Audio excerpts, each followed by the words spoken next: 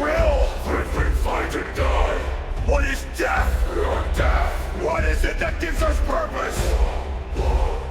What is it that gives the war purpose? Vanquish the foes of the Imperium. The heretic! The alien! The mutant! The heretic! The alien! The mutant! What is it to be an enemy of the Emperor? What is to be dead? What is it to be the instrument of the Emperor's damnation? We, the Space Marines, the angels of death. What is it to be a Space Marine? It is to be pure, to be strong, to show no pain, no mercy, no remorse, no remorse. What is it to be pure? To know no fear. It is in God's faith. Heresy grows from idleness.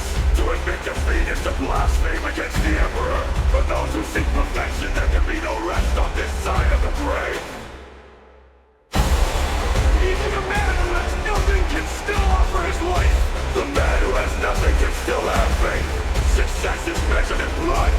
Yours or your enemies. For the Emperor. For the Emperor. For the Emperor. For the Emperor. For the Emperor. This is all the moment. This is the hope made to the throne. This is all the Blackthrone.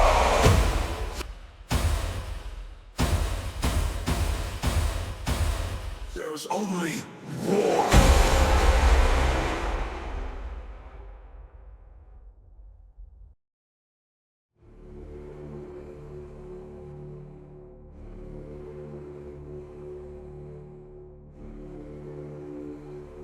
Finally, it has come, that which we feared most.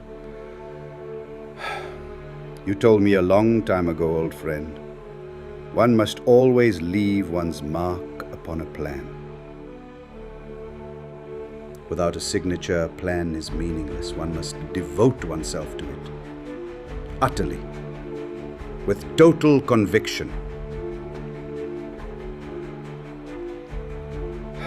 I have lain my hand upon this plan, this terminus decree, this fail-safe.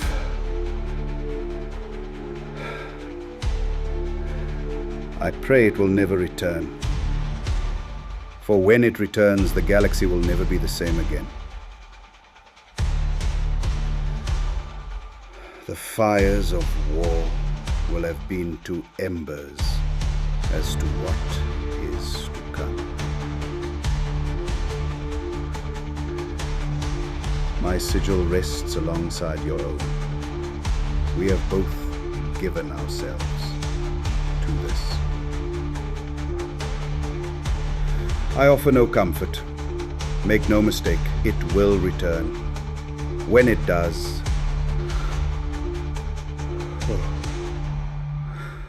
when it does, the galaxy will burn in the fires of Blackthrone.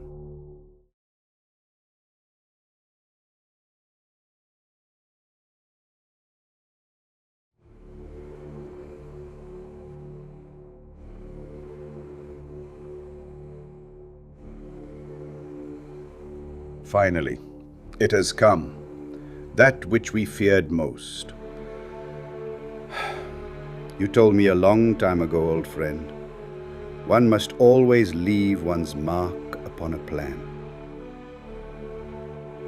Without a signature, a plan is meaningless. One must devote oneself to it, utterly, with total conviction. Alright, I'm so fucking sorry, but we are once again live. So, hello and welcome to Tattletales RPG, where the table may indeed be virtual, but most of us are fucking drunk. And ill. And tired. And there may be pictures of us looking like Hitler circulating in the chat. These rumors cannot be confirmed or denied. Where last we left off, Kill Team Salvation have worked alongside the space pirate, the Eldar Corsair Sin Eerie, to form an alliance in which you... Oh, that's the bit, my apologies. In which you have found the location of rogue trader Orrak. having travelled through the warp, put aside your differences and embarked upon various therapeutic conversations that nearly had the Commodore killed, you have now arrived, the Commodore. You oh god, we're a long passion, boy. You have arrived. Shut the fuck up. I don't know whether I'm going to come or throw up. Listen here, you little shit. Alright, I tell you something in confidence. And when I say confidence, I did it confidently. Don't worry, brothers. Inquisitor Cadigan personally interrogated me. Inquisitor Cadigan can fucking get it, and I'm not in. Oh, dear. Micros, yes. Oh, mama. I've completely lost my trail of thought. With the work of Sin Iri, you picked up Erlo Servini, a former navigator, or one of the fucking navigator houses, the nomadic ones, I forget which. And in doing so, you have now made your way to the hereby unheard of Ursus System. The Ursus System, of course, is familiar to those of us of the Kill Team Salvation campaign, as this is where you went toe-to-toe with the ne'er-do-well villains that were the Cornate Corrupted Votan, Dorian Redwood and his harem of himself, as well, which is one way to fucking put it. And of course, it is the site of Kill Team Salvation's perhaps greatest defeat. Not so much so, however, was it the defeat of the custodians who you have allied yourselves with. Custodian Amet Viserion and Apollo have joined you alongside others as you have made your way to the Ursus System to find yourselves blocked.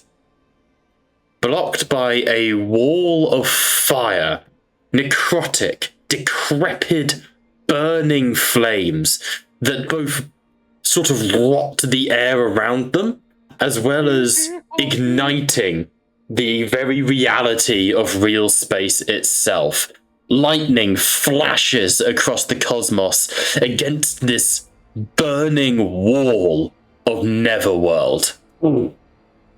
Facing this wall, hanging like flies before a lion, is Orrak's fleet. You can see Imperial Guard ships. Who the fuck is messing up?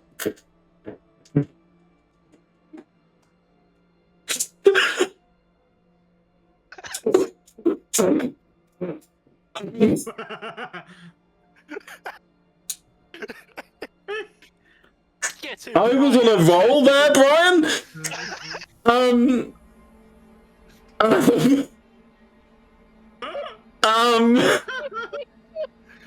You cannot That's show all, it. Brian. Help!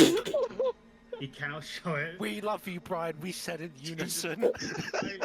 The commandant Brian has missed us with gold in the chat. Brian, thank you for this wonderful feature. Is the DM's under the floorboards, isn't he? Oh. There's Dark Elder under the floorboards, aren't there? Yes, for those people watching at home, which is probably just us, I've shaved, and that has led to problems. I must admit, I don't like my face shaven. I look forward to growing it back bigger and bushier than ever before, which is what the woman I lost my V-card to said. Don't boo me! Wait, this is a victory for me. I have a beard. It's a victory. Yeah, you need one. I have one. Thank you very much. Yeah, I said yes. I've seen you clean shaven. It hurts. Like, don't get me wrong. This is bad, but I've seen you clean shaven, Kaleem. It's an experience, shall we say? Gentlemen, you're two sides of the same spectrum here. That is autism. Carry on. Two sides? Like there's only two sides. It's a spectrum, motherfucker. Well, two sides of the same spectrum, and you seem to both be on the opposite sides. Yeah. Speaking of autism, back to Warhammer 40k role-playing games. Fuck yes. Yeah. Having arrived at the Ursus System, you have been met by Orrak and his fleet. As you arrive, the comm link has opened, and over the intervox, you simply heard a communique from Orrak stating, "Hello, hello, hello. How you doing, lads? Long time no see." I'll just instantly remind us the by the throne it is you again. Hold up. Is that you? In the fucking face. Get me a visual feed. And there starts to be boop, boop, boop, boop, boop, boop, on the Dread Spear's communication for like a hollow communication. There would be if there's anyone with like the same kind of treatment of like showing visual, Rao having so that his skull mask is within view with the cowl and everything, much like how you'd have it for the player icons on Twitch.tv. Yeah, literally just like the portrait. Yeah. Yeah. It sort of fades up and he goes, "Brother fucking Rhine. Emperor. It's good to see you, brother." Indeed, rogue trader Orrak. It has been quite some time. Yeah, call me that now. Fucking funny thing too, innit? Have you seen my hat, brother? Look. And he sort of leans down and you can see he's got like a tiny little top hat on top of his head. He's a fearsome thing. I was going to ask, did you steal that, or did you, was that your own? Found it. Where? What do you mean, where? I found it. It's loot. It's mine. Why are you asking questions? Right. Anyways, we have arrived to on two occasions. One, we seek your aid, and second of all, actually no, there's three occasions. That's alright. I'm not so hot on the numbers. Second of all, to deliver a awaited astropath, and thirdly, to assist you. Astropath. Alright, don't get fucking leery with me, chaplain. No, not you. You wanna fight? No. Good. Stupid idea to fight me. I'm bigger than you. Right. He would call over the astropath question.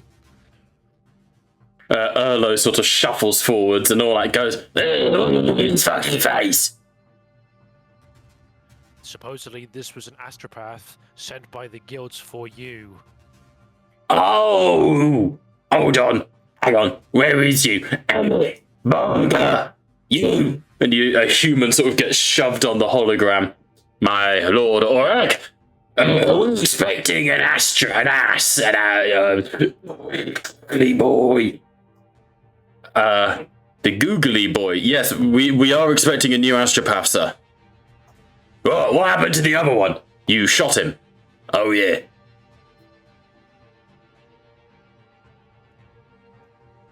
He sort of looks at the hologram. Right. May I do an insight on this poor fucker that was put onto the communique? Just to see, is he doing this willingly, or is this a case where he's quite literally held hostage? There's a key difference. I think you recognise him. Emmett von Varga was one of the guys who, when Orrak called his war on Redwood, was one of the guys who just went, "Fuck it, we ball," and was helping fight his way to the bridge. If you remember, the whole ship turned on itself. Emmett von Varga was one of the guys who, when Orrak warred, he was just like, "Alright, fuck it, let's go." Because he was very loyal to Orrak. Yeah, so he was on that level of Orrak's. Like, he was Team Orrak, not Team Redwood, from the get-go. He sort of smacks off a quick Aquilian salute. "My Lord Rhine, it is indeed fortuitous that you have arrived at this time. We are expecting significant reinforcements." Significant reinforcements from where? "We're unsure, sir, but we've had several pings to our SOS beacon. since Lord Gulliman fell... Fucking weakling. Thank you, Lord Orrak.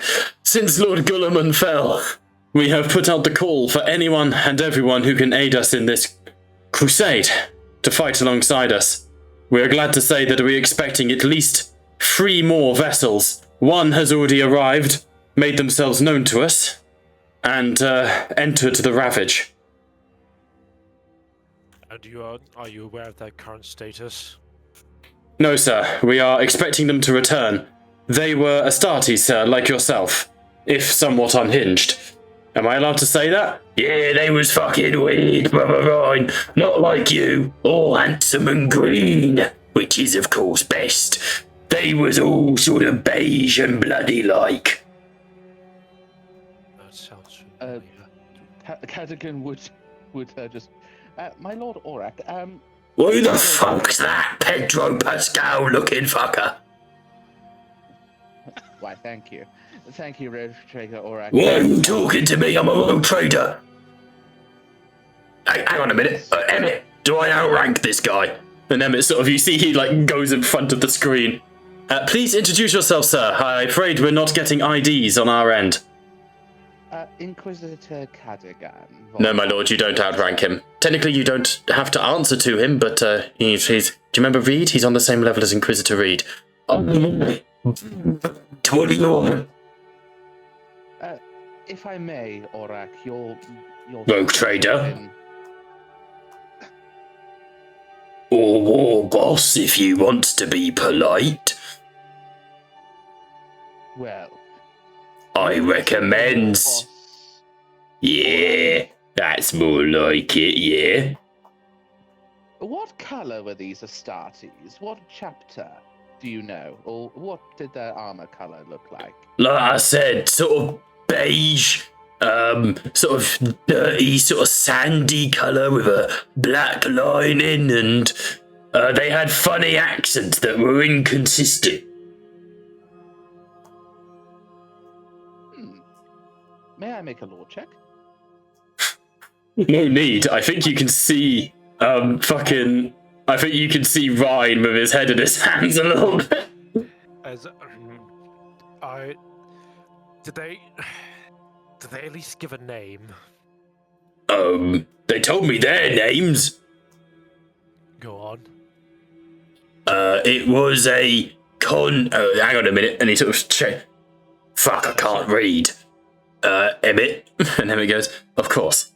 The noble brother Astartes went by the name of Confessor Malkia of the Sin Feast chapter.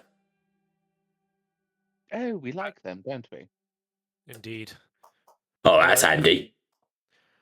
Brother Isai, does the name strike any chords with you? Isai sort of frowns. Well, I certainly recognize the name of my brethren, but a confessor by the name of Malkia I do not know. But I have long been removed from my brothers. That is not surprising. Quite, but having one of their own is quite fortuitous, given that they are, and by no means is a fault of yours, Isai. You are a dogmatic chapter. That much is certain. Having one of their own to communicate with is helpful, to say the least. I will admit, my brother, I am trepidatious at this knowledge. It appears my reckoning with my kin has come sooner than I expected. But do you cower from it? Never, brother. They are blood, and they are of the word of him on terror. And as such, they are blood of blood. Forgive me for adjusting our subjects. War boss, rogue trader, Orrak, I shall... Yeah, that's about right. Yeah, thank you, Inquisitor Man Reed.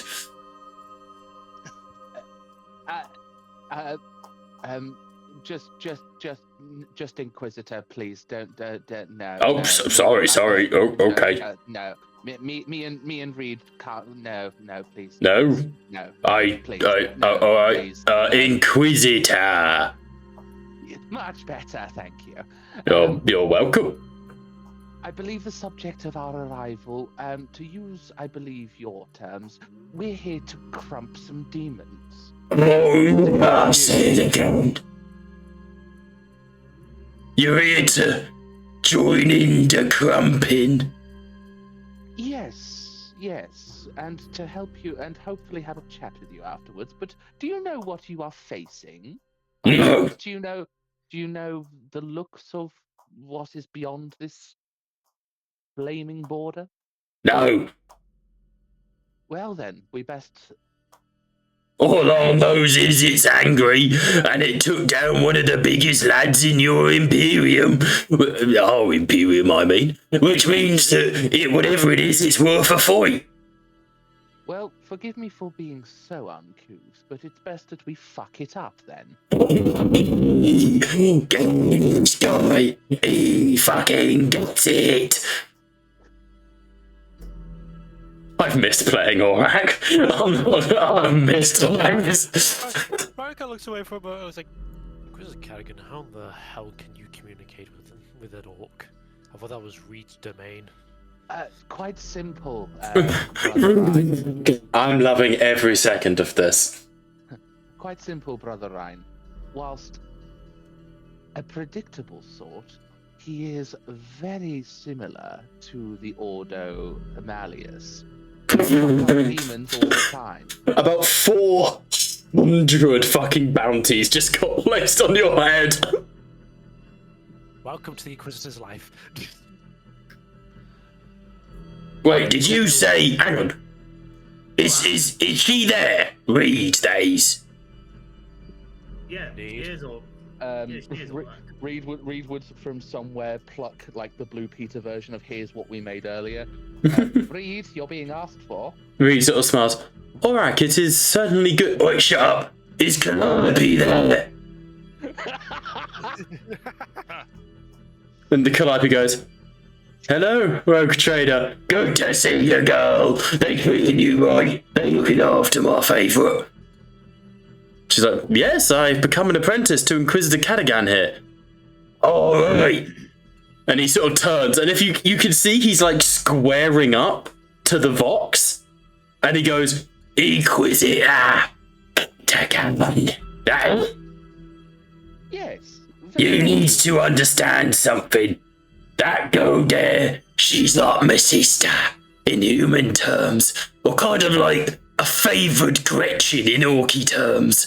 So that makes you my stepdaddy. And I don't like having anyone to look up to, so if yous isn't nice to my favourite, then I's crump ya. Brothers, I don't think he fully understands mortal marriage lineages. No. Not in the slightest. I still don't quite understand how you humans make babies, and you got stuck me with this one. And he just picks up a baby by the head and dangles it in front of the Vox. Look at it, it don't do nothing. It can't even flip. It just goes, go on, do the thing. And you see its eyes begin to charge with lightning. Oh, he sort of flings it behind him. Cadigan would be full on laughing at this point. Allow me to be straight up with you, rogue trader Orrak. Can somebody please put the fucking baby in cryo again? It's doing the lightning thing. Calliope is extremely valuable, and she is a very good friend. She will not be mistreated in any way. Glad to hear it. I don't like people mistreating anyone. But speaking of mistreating, how about we mistreat some demons? What's a demon? All that. Hey, is that... Hang on a minute. I heard a voice there. Is that fucking Monteo? Yes, it's me. The whole fucking gang's back together, ain't it? Hey! Hang on, Monteo, you disrespect. You're half the man I remember. Funny. But I'm Well, here in one piece. Don't tell me the enemy took your sense of humour as well as your legs. No, not really. But it's good to see you. Good to see you too, Sniper. This one, Emmett, look at this one. If yous ever dies and you don't know what did it, probably that geezer right there. He's like a gretchen choked up on squid juice with that rifle. I have no idea what you mean, sir. Good. But we are here. And Right. we do need a chat. Can you come and dock? We's is waiting for the guests, and then We's is docking. Not that kind of docking, Liam. Who the fuck is I Liam? wasn't even going to say anything. Helmsman, Liam, get your dick out of the Vox unit. Now, there we are. With the kind of Ryan's time in the Death Watch, would he know that orcs refer to chaos as spiky gits? For the most part, yeah, they don't really know the difference between demons, Xenos. It's just something else to fight. It's just to clarify, War Boss Rogue Trader Orrak. Yeah. These demons we speak of are what I think your kind refer to as spiky gits. Oh, fuck. Serious, like. Indeed. We're talking the red ones that do the choppy, the green ones that do the...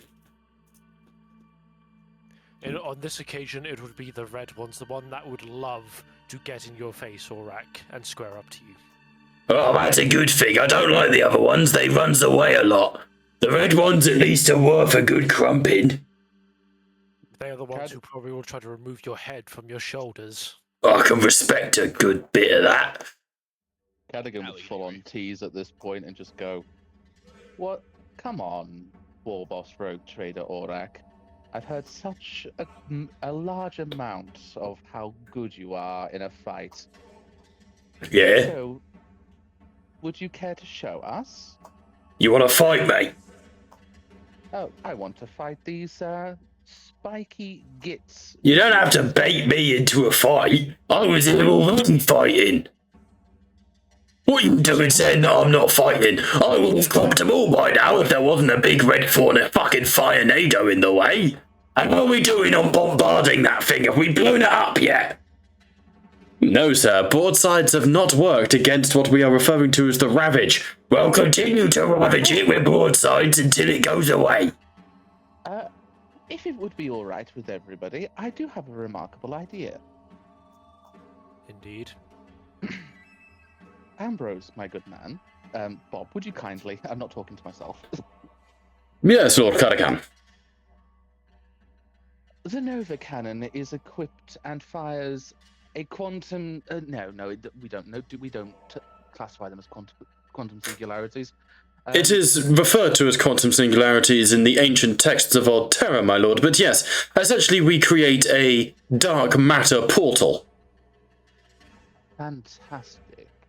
And fired directly into this wall of flame, it would...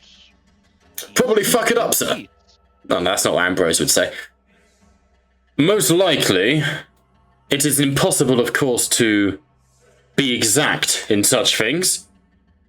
This wall of flame does appear to be of the warp. What we need is something anti-warp. Or we could, dare I say, simply sail into it and kill anything that comes for us. Well, what's the harm in throwing a black hole into a wall of fire, it seems? Question, Bob. Alright, just on the other end. I like this guy. Yes, George? Was this the Ravage in question that your fucking glass thousand suns was speaking about? This entire wall of flame is referred to as the Ravage.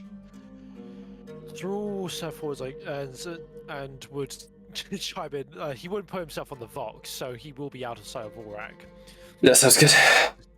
As a Inquisitor Cadogan. Yes. This apparition I spoke of before, this was in fact the thing that they offered to guide us through. If you would entertain the idea, I could very well call upon that favor now, if it would guide us through. However, I would be more willing to do that if we waited for the full force that Orrak is supposedly waiting for before doing so.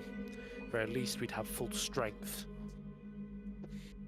A very poignant solution, Brother Thrall. However, what I will point across is the more time that they gaze from us, whatever they are, from beyond that lovely wall of fire that we can't yet go through, the more time they have to prepare and marshal their own forces. A reinforcement is not going to be spurned here, most certainly not, but I can't help but feel that perhaps a little initiative could be had on this. Would it still be not a fair suggestion to call upon this favor irregardless? At the very least, we could try to not brute force our way through it, as that could very much goad our forsaken enemy. Quite right, but is it a one-time only thing, or are you able to call upon your assistance should it be required? I believe it would be one time only if I was to be realistic about it. Perhaps I could ask more of them. For example, perhaps if they could lay dormant to let in the reinforcements if and when they arrive.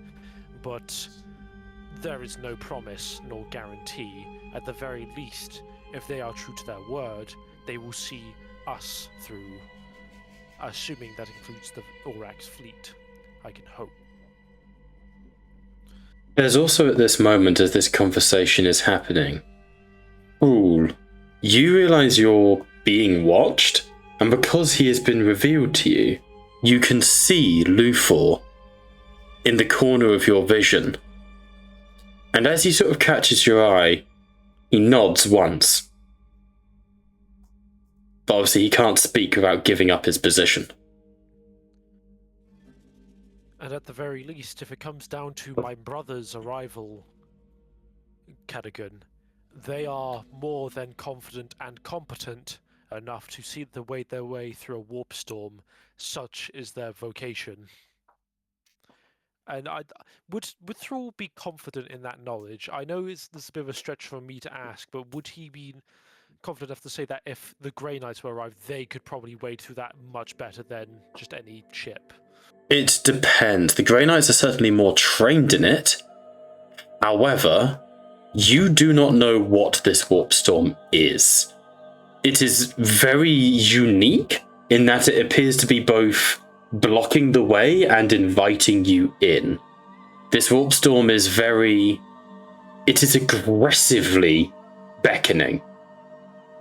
It doesn't make the thing you have lore to, what's it called? Lawmaster Chaos? Yeah, that's the one. Lawmaster, particular DN, or do you want me to set to 0? 0, because I'll give more depending on what you get. Cool. No worries at all.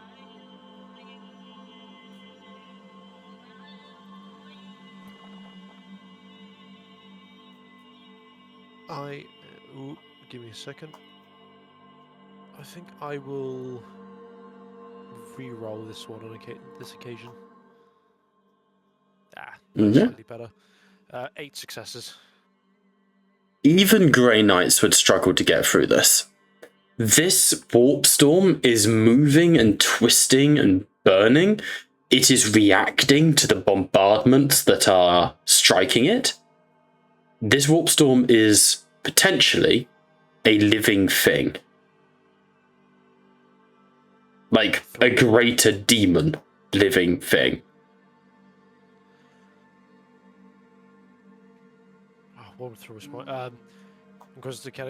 Though I would petition that I would happily wait for my brothers to arrive, as this is no mere just some captain of a chapter. This is the Grand Master and Chief Librarian of my chapter, you understand?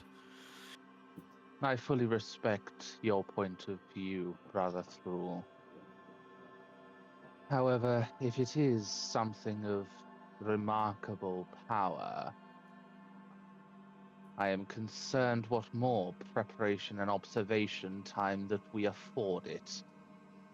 I believe that an agreeable solution should you pass further comment, would be give Captain Ambrose the opportunity to show should his Nova Cannon succeed. If it fails, then we will fall back on your suggestion. Fair? Yes, do keep in mind, I am no master strategist, Cadogan, but I am much more confident when we are at full force, regardless as to what the foe beckons us forth with. And I am confident equally that an opportunity should be seized. If we are, for whatever reason, not enough, I am concerned that the loss of an entire contingent, even ourselves, it would be a wasted resource should your reinforcers arrive anyway. Someone just roll me. Oops, sorry. I was going to say, someone just roll me a d20 for just to see luck, like see when things show back up.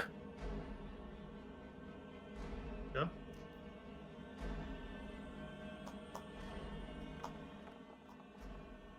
$18, okay. 18. As this conversation is happening, one of your helmsmen goes, "We've got movement in the Ravage. Something's..." And you see the wall of flame. And there's quite an impactful moment as you hear over the Vox bursting litanies. Absolute anarchy as thousands of voices sort of merge, shouting over each other.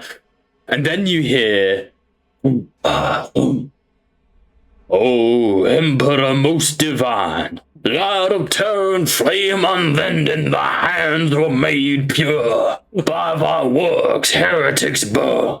We are but dust before thy glory, yet for thee we are eternal. Guide our bolter, steel our faith, cleanse the flesh of doubt and sin, for in thy name we conquer, for in thy light we endure.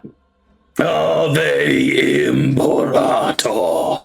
And you can hear, basically, Ryan would recognize battle hymns being broadcasted.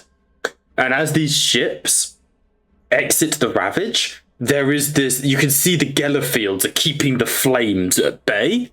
And there are two ships. One is burning and limping, barely making it out of the Ravage. And the other is firing broadsides, lance batteries into the warp. And it appears to be that one that the flames are sort of burning away from, that the litanies are coming from. On your Allspecs, you would get the pings for a Retribution-class battleship, the Grave and Solemn Vow, and an Armageddon-class battleship, the Lamentation of Flesh, which begin to rejoin the fleet. I am by no means a confessor nor a chaplain, Brother Ryan, but I believe this to be an auspicious sign. Indeed. Only because you rolled a 17 plus. Captain sorry, George. You first. No, because like mine is going to be next is an instruction, so you go ahead. Oh shit. If this is indeed someone who has have experience with this warp storm, then at the very least it'd be worth hailing them for any insight information. This would be Ryan speaking. Okay. That you can turn this into a group Zoom meeting if you like. Yes, why not? Captain Ambrose, if you would not mind, hail those two ships. Ambrose sort of goes, "Okay, I'm beginning to, sir, but I'm afraid I've got more incoming. I need, like, epic arrival." These are both loyalist ships, right? They seem to be. And you would see Amet of the Custodians leans forwards. "My God, the mad bastards are still alive. We fought with them on Ursus. They were part of the Crusade fleet with Guilliman. That's the Imperial Bloody Navy." Referring to Graven Solivar, if you guys remember, the fucking so basically behind the scenes, I have been rolling to see what happened during the Ursus campaign, right? They're all dead. That's the best way to put it. Most of the characters are dead. Like, 2 of the Synthesis guys you didn't get to meet got fucking butchered. Of the Guard Regiment, the Cadian 35th got wiped out to a man. I nat won that. This lady, War Master Raina Vase, she is fucking gone. She is being used as chow by the Demons of Khorne. The Vestroyans lasted quite a while. They rolled pretty well, and then I rolled terribly for them. So I kind of imagined that they had like a final stand, if that makes sense. I haven't narratively decided, but I'm going to say that that's what they did, because they rolled for like 2 sessions and then died. With nailing their fucking rolls are the fucking Narmenian Yellowbellies, the really scummy coward guardsmen who have survived. That's who the Graven Solemn Vow belongs to. And as this sort of happens, another comes in on the Vox. And Ambrose turns. My lords, we have a Category 10 warp incursion. All hands to battle stations. Whatever this vessel is, it's bigger than us. And immediately the ship starts getting battle ready. What are we doing? Is it coming from the warp? It's coming from behind you. It's coming out of the warp, like all vessels are, but... Are we able to get an ident for the, No, sir. Ident codes are all scrambled by the Ravage. This thing isn't broadcasting. We only picked it up on... we can't even see the vessel itself. We can only see the wake it is leaving in the warp. Whatever it is, sir, it's huge. Ambrose, turn this ship hard to starboard. Bring our starboard cannons to bear against this. Have it ready. You heard the captain. You heard the captain. Everybody, hard starboard. I want a full broadside ready to go the moment it exits warp space. And by the Emperor, get that Nova cannon hot. And the whole ship is buzzing, ready for combat, and I will be potentially putting us into initiative in a second. I need to know what we're all doing. We will fire when... Orrak's still on the Vox, by the way. We will fire when visual contact has been made and confirmed identity. Okay. What kind of boarding craft do we have on this? Like hostile boarding actions? That would be up to Liam. It's his ship. Do you think Ambrose would prioritize such things? I like Brian's initiative. Brian's got the right fucking idea. I can imagine I'd be useful in any other way, so I'd either be there to repel borders or to be ready to... To be fair, I think from Ambrose's point of view, he would use every battlefield advantage, and you are most certainly it. Let's say then that as a general minimum, there would be stuff like Arvus lighters. You've obviously got your Caestus assault ram, not Charybdis pods, but your classic sort of. Oh, you're the DM. You know what Aegis is. Fire him out of a cannon. I mean, that is correct. Don't worry, I have plans for Aegis. I'll be back in just a second. How dare you? Boarding. Yeah. Orrak over the Vox goes, We're picking up a scan. Something cacking massive's coming. Is it one of your lot? Not one of ours, certainly. Oh, fucking right. Everybody, the profitable endeavor is ready to do some shooting. All Nova cannons charged, all sides ready to go, and somebody arm me fucking boarding guns. Be prepared, war boss, rogue trader Orrak. It might be friend, but be ready regardless. God, I hope it's not. all right. I would smirk at that. I'll move your vessel by accident. Did George say he's just gone? I'd like everyone to be here for this. He's gone for like 2 Alright. minutes. We'll wait for him to come back, because I do want everyone here for what could, for this fight. Oh, no, I can't even ask that because I've got no psychers. You can PM me. There's psychers on the ship, like you have a crew as Ambrose. I've returned. Go on, Klim. Come on, tell John the guns. The Commodore, Midas will grab a ship. I'll say that, Commodore, Midas, all these people are dancing around the ship, you know, finding things to busy themselves, all this sort of stuff, you know, like making themselves useful, command decks, gun platforms, all of this. What were you thinking, Liam? Brother Thule, Indeed. do you sense any impending enemy from that warp disturbance? On the warp disturbance itself. Give me just a second. May I roll a psychic mastery to sense for a... Yeah, absolutely. So if anything's pushing against the veil, effectively. Ugh. In particular, Orrak's voice fucking kills me. No, I just want to see successes. I just want some wins here, people. may I use Lawmaster? Yes, Dunker. you're welcome. Oh, 14 successes. So, something is definitely pushing against the veil, in the sense of something is breaking out of the warp.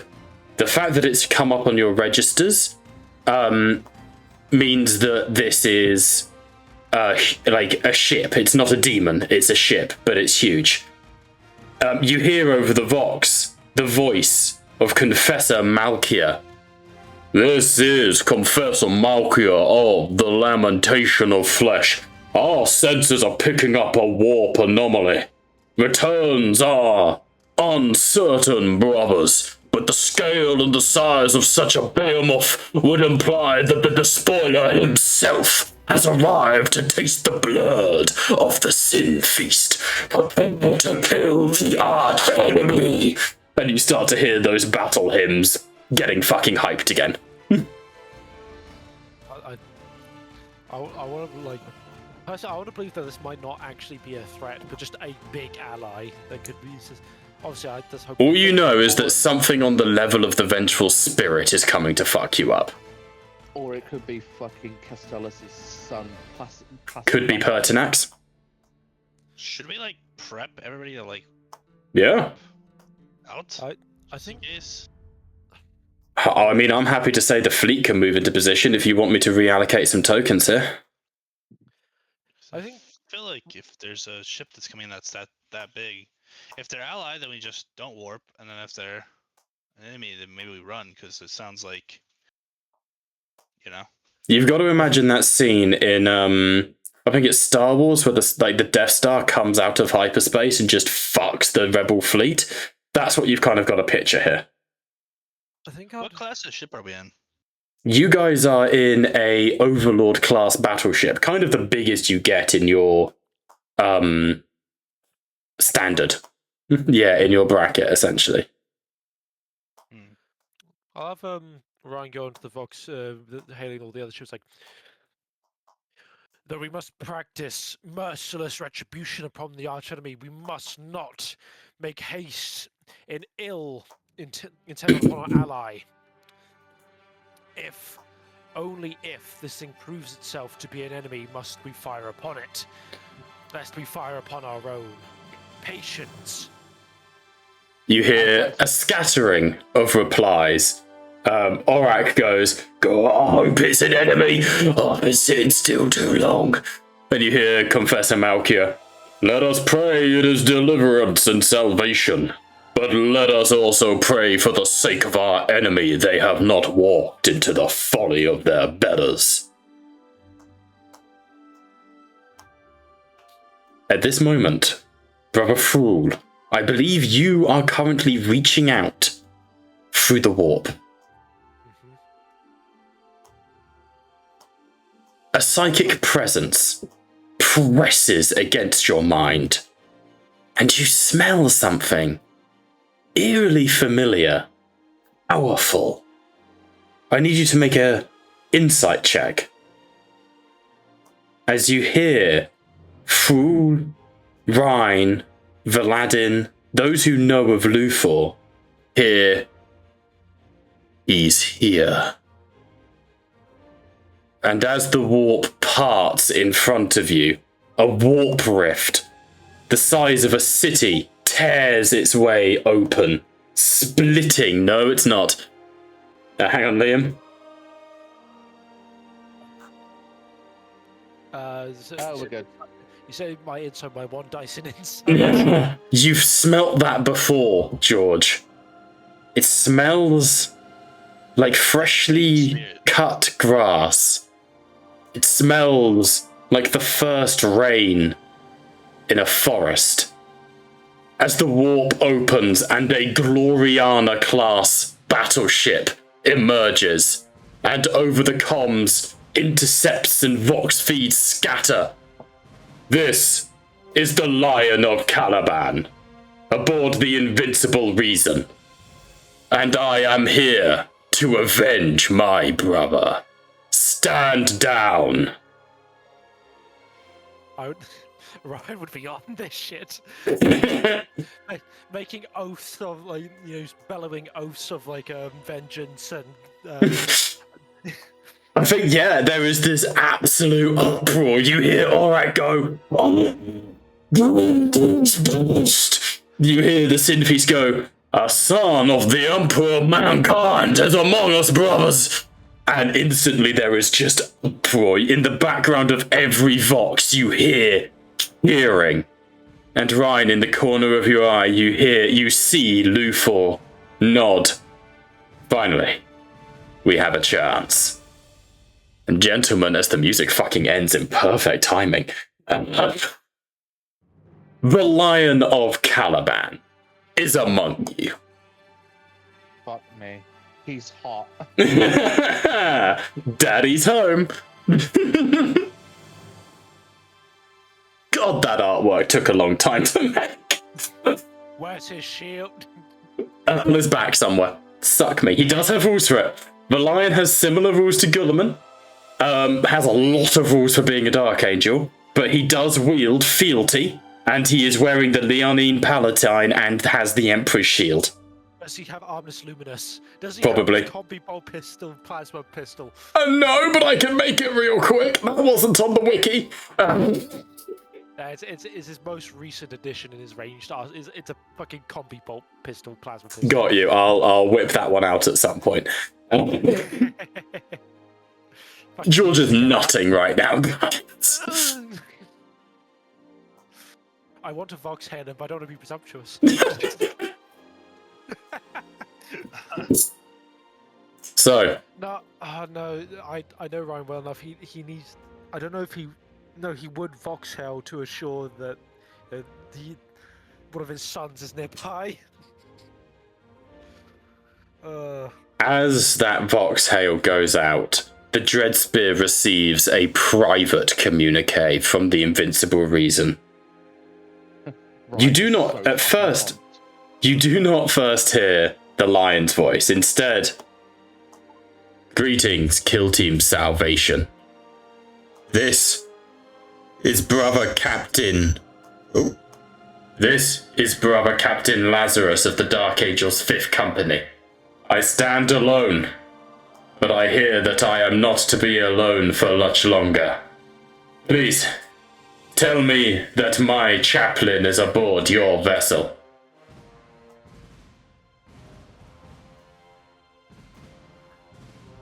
Cadigan would push Ryan to the fucking box. Brother Captain Lazarus, I still live. Yet. Blessings of terror upon you, my chaplain. I am glad to hear that we are not faltered yet. It has been a long and arduous bloody war. But from this day forth, many oaths of vengeance will be enacted. You are not alone, Brother Rhine. You are not alone. To all parties, this Vox is now open. You are to board the Invincible Reason. You are welcome to the quarters of His Lordship the Lion L. Johnson. Here we shall discuss the demise of the arch enemy. You have 1 hour. Join us. And the Vox feed cuts. Oh, there'd be no hesitation. Ryan's instantly to attention, storming off. He has not taken the words of his captain so lightly. I'm actually going to get our dear fallen he needs to be taken. Oh shit! All right. Well, this fuck. I've got to find him. What was his name again? Fuck. I think I've still got him marked down as Black Shield. Hang on. Oh no! I've got it. Where are my notes on him? Fuck! I can't find him, George. Assume he's with you until told otherwise. I can't find him. He was the fucking one fallen that was with the Alpha Legion for a time. Yeah, no, I know. I know. I don't think his token is here. Is the problem? Fuck. Where he is, I hate to tell you this, is currently Brother Clunge. Which is not ideal. The return of the Clunge. As you see the Invincible Reason emerges from this warp space, more ships appear, following in its wake. Which is when you hear Brother Gawain, if Kaleem would like to introduce himself. Of course, you already know who you are, Kaleem, but if you would like to reintroduce Brother Gawain in this moment over the Vox. Of course. Inquisitor Ryan, Ah, you respond. Brother Gawain of the Howling Griffins. It has been some time. Indeed. How goes? I see your quest to find us aid has reached high places. It has. I see you guys have been busy. Like you would believe. I am certain that that is the case. It is good to hear you, Brother Gawain. Who comes with you as more ships appear behind Gawain's and there's a... Greetings and salutations in the name of blessed terror. To whom do I have the privilege of speaking? And there's sort of like a static and Reed responds and he goes, Understood. I am here, oath-marked to the Howling Griffins. My name is Oberyn Marcellus Imperatorus, and I pilot the Imperial Knight known as Victoria Eternia. I am here alongside my brother-in-arms, the Freeblade, simply known as the White Menace, and we are here to pledge ourselves to your cause. Fucking the line, fuck that. The White Menace, I'm all in. He's back, boys. The campaign just shat themselves. A remarkable achievement, reads this Brother Gawain. Reed smiles. Oh, I think that was private, but I'm not sure. But Reed smiling goes, Brother Gawain departed our company some time ago to seek allies. I am glad to see that he succeeded. An honor to meet you, Brother Gawain. Another Inquisitor. Which order are you from? Malleus. Respect, remember, respect. I see. It is good to meet another Order Malleus member. Another? I had dealings with some in my past. How much would Reed know of your connection to the Malleus, Kaleem? Almost to the T. Almost the T. Reed would very quietly lean over and go, Families and oaths and lineages, they are heavily intermarried with the Malleus. Well, I will be glad to discuss that with you more in depth. I have not had the pleasure of dealing with your house before. So this is Gawain you're speaking to, right? Because Yes. the Imperial Knight's a whole separate beast. I see. We will have a chat. First and foremost, mission brief first. I shall get the documentation. First and foremost, I believe that we have been invited to the Invincible. I would suggest you come along. Agreed. The Vox. Have you guys watched much Doctor Who? Because I'm kind of picturing that scene in Doctor Who where It was the last great finale, in my opinion, with all of the companions coming together against the Daleks, where you had Captain Jack, Rose, everyone, right? Do you guys remember that? Yeah. With Davros. Yeah, the one with Davros. That's what I'm picturing here, is like all the companions are coming up on the Vox, you know? Fuck Primarchs in, man. Fuck yeah. As another Vox joins the call. God, there's so many, but this is why it's a culling. And you see a helmet being lifted and placed to the side. Hi, it is good to see you again, Kill Team Salvation. It's good, indeed. Tis I, Brother Helbarte of the Blood Angels. Oh, A welcome sight, Brother Helbarte. I was not expecting to see you again. I thought you were deferred back to your chapter for good. Aye, I was. But my chapter is torn asunder since we were retoiled to Baal. And I've just decided that I have an Irish accent now, so we've got to fucking live with... We've got to fucking live with this, boys. I'm sorry, Sean, it's your character. I fuck with it. Honestly, it was Sean's character. I hope he doesn't get too insulted. Oh, he's gonna cuss you out when he next sees you. That's fair enough. He usually does. I love the guy. Why is that not working? There we go, Crestoris. I was returned to my chapter, but I found myself unable to sit idle by when others I knew were fighting the good fight, so it was. And so, as Baal recovers from the wrath of both the Blood God and the Tyranids, I return to you now at the turning of the tide. Get fucked, the old Lord of the Rings quote. And with me come the Imperial Guard and some brothers of the Grey Knights who have offered their allegiance in these dark times.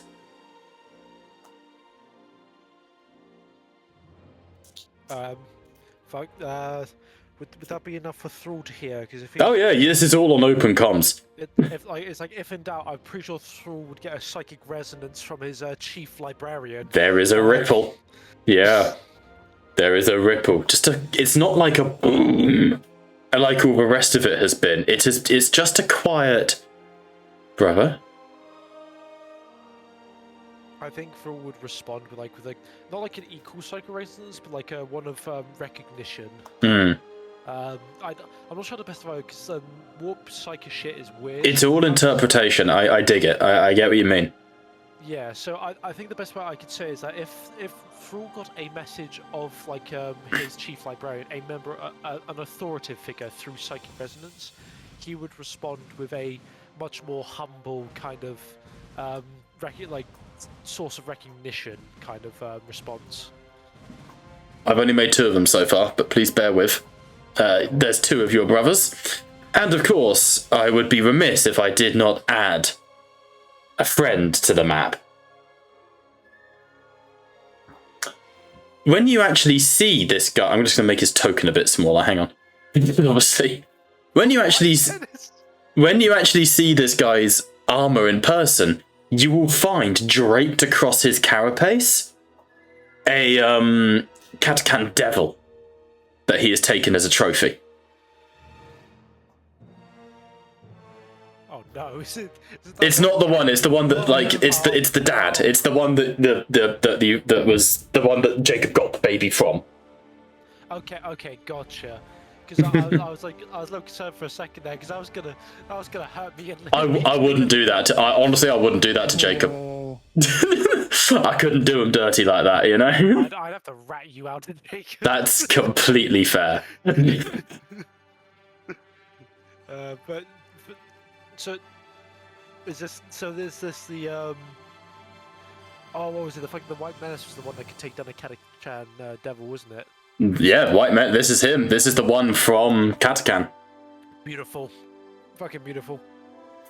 I love moments like these in campaigns. So, time passes. Ships sail across. Moment. It is. That's the whole point. It is. And I fully intend to kill every single one of these NPCs. Including the lion if I have to. Yeah, George, he is not off the table. How much I have to give you to spare the lion? Get a job. I'm trying. I know, I'm joking. You bastard! I feel. Ships sail across the cosmos as Bob loads the wrong map. And as you fly onto the invincible reason, you are met by Dark Angels, brothers so similar to Rhine in so many ways. Stoicism, chanting.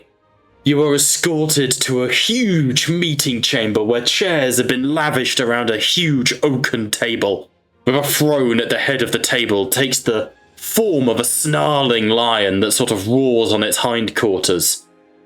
Sat at that table, having already arrived, are brothers Helbarte and the rest, and eventually one by one you all fill in, until the last to arrive, taking his seat at the head of the table, is the Lion of Caliban himself. Have a look around the map, gentlemen. As players, this is your army. These are your resources. This is what you have. You are introduced to Brother Confessor Malachar of the Sin Feast, draped in his own flesh that has been flayed from his back, inscribed with the canticles of redemption and spite. To his left, hunched and broken, his backpack with a pair of burning braziers that are made out of the bones of heretics, and carrying a staff built from his own spine, is Glotfather Trait. I'm sorry about the size disparity here. Some of the tokens I've updated, but for some reason Gawain's no bigger than a human. I will fix that. Sat next to them, somewhat awkwardly I would imagine, is Brother Gawain of the Howling Griffins, and Klim, I'll let you do your main introduction and then I'll step in and take over. That good? But I'll let you do your proper intro as Gawain, because I know you were keen to do that. Sat next to him is a incredibly handsome looking human with a bionic eye and sort of full handlebar moustache, wearing carapace armor so ornate it could be in a museum. This is the pilot of Aurum Victia Eterna. This is Oberyn Marcellus Imperatus. And shadowing behind him, wearing bronze armor that makes him look a bit like Torx the Brass Bull, with a heavy horned helmet and looking like he's been ripped straight from the set of Time Bandits, is an Ogrin so hairy you'd be forgiven for thinking he's a beastman. But as you enter, he bows deeply and goes, "Friends, Boulders." And Oberyn goes, "This is Boulders, one of the favoured of our friends. Don't let his looks deceive you. He's a fine comrade." And sat next to him in the panoply of the Blood Angels, resplendent with his new token artwork, if I say so myself, is Brother Helbarte of the Fourth Company. I'd just like to point out, I love how the baby got his own chair. Yeah, oh yeah, we'll get there. Council. We'll get there, oh yeah.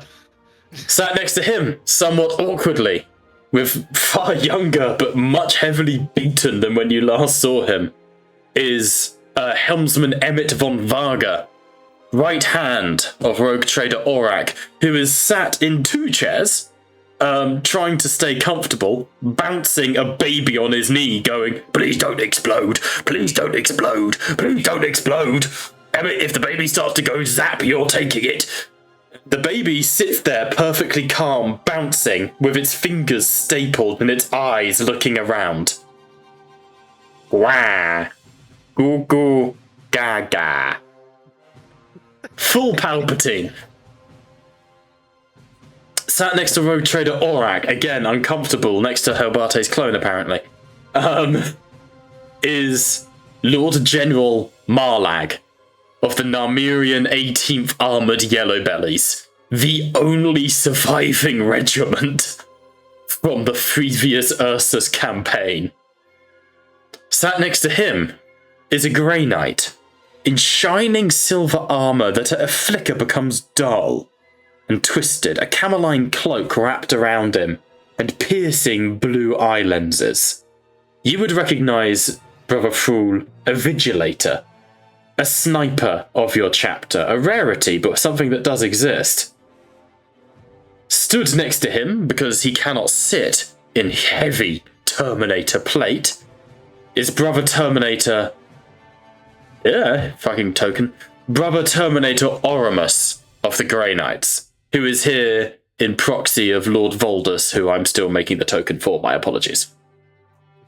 Stood next to them, in camaraderie and some form of recognition, is Amet Viserion and Apollo Mehmed Robinson. Sat with them, equally uncomfortable, is Calliope Wren, Sahu Sorrow, and Trooper Gently. Holy shit, Ripley. He's got a place at the table, George, at Calliope's insistence. Sat next to Trooper Gently and Monteo is the Commodore, who has obviously Sin Eerie stood some way behind him. Brother Fool and Aegis take up 4 seats by themselves, and then Hell yeah. close to the head of the table, but not so close to outrank those who have places of honour, is Brother Rhine. And then in a place of honour, at the right hand of the Primarch, the Inquisitors, and of course, Ambrose, whose rank as an Admiral gives him that right. The room is guarded by no less than 8 Adeptus Astartes, 4 of the Sin Feast, 4 of the Dark Angels. Yes, they do have different stat lines. The Sin Feast are rocking a lot of Fear and Prometheum-based abilities, and the Dark Angels have a shit ton of their abilities as well. Just for the sake of keeping things different. Question. Yep. This is more in character for Ryan more than anything else, Mm-hmm. more so than me. But he would observe the interactions between the Dark Angels and the Sin Feast. Is there any particular discomfort from his brothers to the Sin Feast and their ways, I suppose? I think there's discomfort in the sense of eagerness. The Sin Feast are very, let us pray together, you know, sort of. They're trying to, like, they're here like on an outreach program, you know? The way that I was thinking about it in my head was that the Dark Angel being rather stoic and silent, but they're basically keeping a vigil. While they've got this, like, also equally as vigilant, but much more louder kind of cousin. It's very much the extroverts and the introverts, but there does not seem to be any disparity between the two. Chapters are used to their differences, you know? Yeah, I wasn't thinking there was going to be any bad blood or anything like that, but I thought it'd be more in character for Ryan if he was to observe how his brothers thought of the Sin Feast. I think there is a wary caution of, okay, these guys are clearly insane, but at least they're on our team. You know? Very much so. This is what happens when you reveal your secrets. And then at the back of the room, not afforded a seat at the table, Brother Augustus, Benjamin Forsholt, Arik Van, Valadin, Grimly and Gristle. I'm going to put to the table, do you guys want to have Nemeth there? No. Hold on. Honestly, I honestly think it would depend. One, if Reed, because more so in the idea that the secrets from, you know, the most secretive Primarch would be hard to miss, right? Something, would there be a point in hiding him? Because we don't know what these people know. I honestly think that if Reed, and Bob can correct me on this one, if Reed thinks it's both either safe or necessary, and could call upon Nemeth to possibly join, or Beta Rho, obviously because Beta Rho being much more closer to Nemeth, if it was encouraged for him to stay to actually chime in on the situation, then maybe. But why don't we have Beta Rho then be here with a direct link to Nemeth? I think that's a good compromise, all things considered. Oh, for God's sake. Wait, Kalim, why do you have no abilities? What the hell? What the hell's happened to Grain's character sheet? Okay, for some reason Grain's character sheet is completely fucking reset. Give me 10 minutes on that. That's annoying. Like, I assume Gawain doesn't have a fucking strength of 1. I'll assume that's the case. That'll be hilarious. It's fine. I will whip through it very quickly, Kaleem. Maybe on our break, okay? But again, you're not playing Gawain. Why am I even worried? It's fine. Yeah, don't worry about it. How many devotees did you have? You have a whole bunch of like Ogrins and shit on Gawain now, don't you? He's a member of the iron deficiency hands. 4. I got 4 devotees. Abilities, voice of command, patron's gift, story element, bull charge, devotees. Yeah, I've got 3 devotees talents here. So you've got 4, 5, 6, 7, 8, 9, 10, 11, 12 following you around. Yeah, you did send me the list of what they are, didn't you? Yeah. Cool, I'll have to find that if you don't mind just tagging me in it and I'll get... Why is this intellect 51? That is not correct. Then yeah, he has that kind of intellect. Fucking big brain boy over here. Yeah, makes sense. Practically knows the traitor's next move. I'm on a first name basis with Abaddon the Despoiler. I have infiltrated his ranks.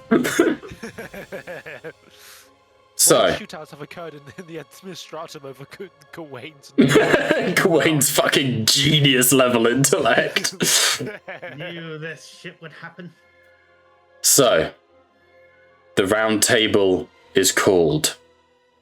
A quiet settles across the room as the lion stands, full in his regalia and resplendent glory, the shield of the Emperor at his side. Greetings, children of the Imperium of Man. Today is a most auspicious day. We are gathered in our full strength, the likes of which has not been seen for some time. We stand alongside strange and unusual allies. And he gestures to Orrak. From greenskins to Eldar. But we are all united in singular purpose. To avenge Babute Gulliman of Macragge, Lord of the 500 Worlds, 13th son of the Emperor, who at this moment lies dying, if not already dead, in the arms of fate. But more than simple vengeance, we are united by duty. Let us not parley words and strange treatises at this time. We all know of the Blackthrone. Did you see a few people clearly don't? Like Orrak sort of, and the guardsman sort of frowns. This is a test, brothers and sisters. This shall be but a taster of what is to come. A campaign like which we have not waged before. I shall lead us into the maw of this beast. My oath of moment is to slay the creature known as Doombreed. And then, when the keystone is torn from its decrepit gauntlet, we march on Pandoric. And we shall claim that ocean world for the Imperium of Man. What say you to this? Hell My yes. lord and Primarch, the Lionhearts, Cadigan would speak up. I am of course with you, but I would ask what you know of this disgusting creature that awaits us. I have interrogated the historiomancers of my legion. It is believed that this Doombreed is amongst the eldest of the dark. Pardon me, I had a few beers on the way over. It is appeared. My Primarch! He's really fat. Fucking door. Hey, if I reintroduce Lehman Russ, which I will at some point, I am bringing him back as obese Russ. I'm bringing him back as proper, like, Thor from the mythology. Fat Russ! Fat Russ, yeah. Before what happens, happens. All I'm saying, we've seen it online, and I'm going to say it here. Ain't nothing hotter than a dad bod. Absolutely. Fucking new updated Dream Daddy. Ah, perfect. Thank you, Klim. It is believed that this doom breed is amongst the greatest of the arch enemies, demons. It is eldest amongst its kind. We know not its true name, or whether it is a demon or formerly a mortal. All that is known is that it must die. There you go. There's Doombreed's token in the chat.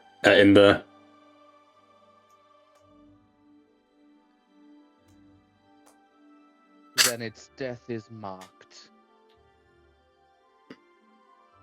My sword is at your disposal. Indeed, Inquisitor Cadigan. I have a deep, profound respect for the Lords of Terror.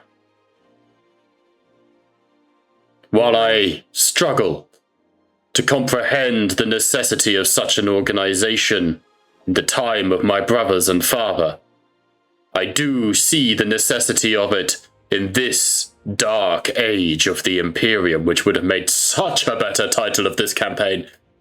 Now I think about it. I have heard the various claims and the calls from Terra. High Lord Cadigan, I do not recognize the upstart Pertinax, and it is my honor that you sit at my table.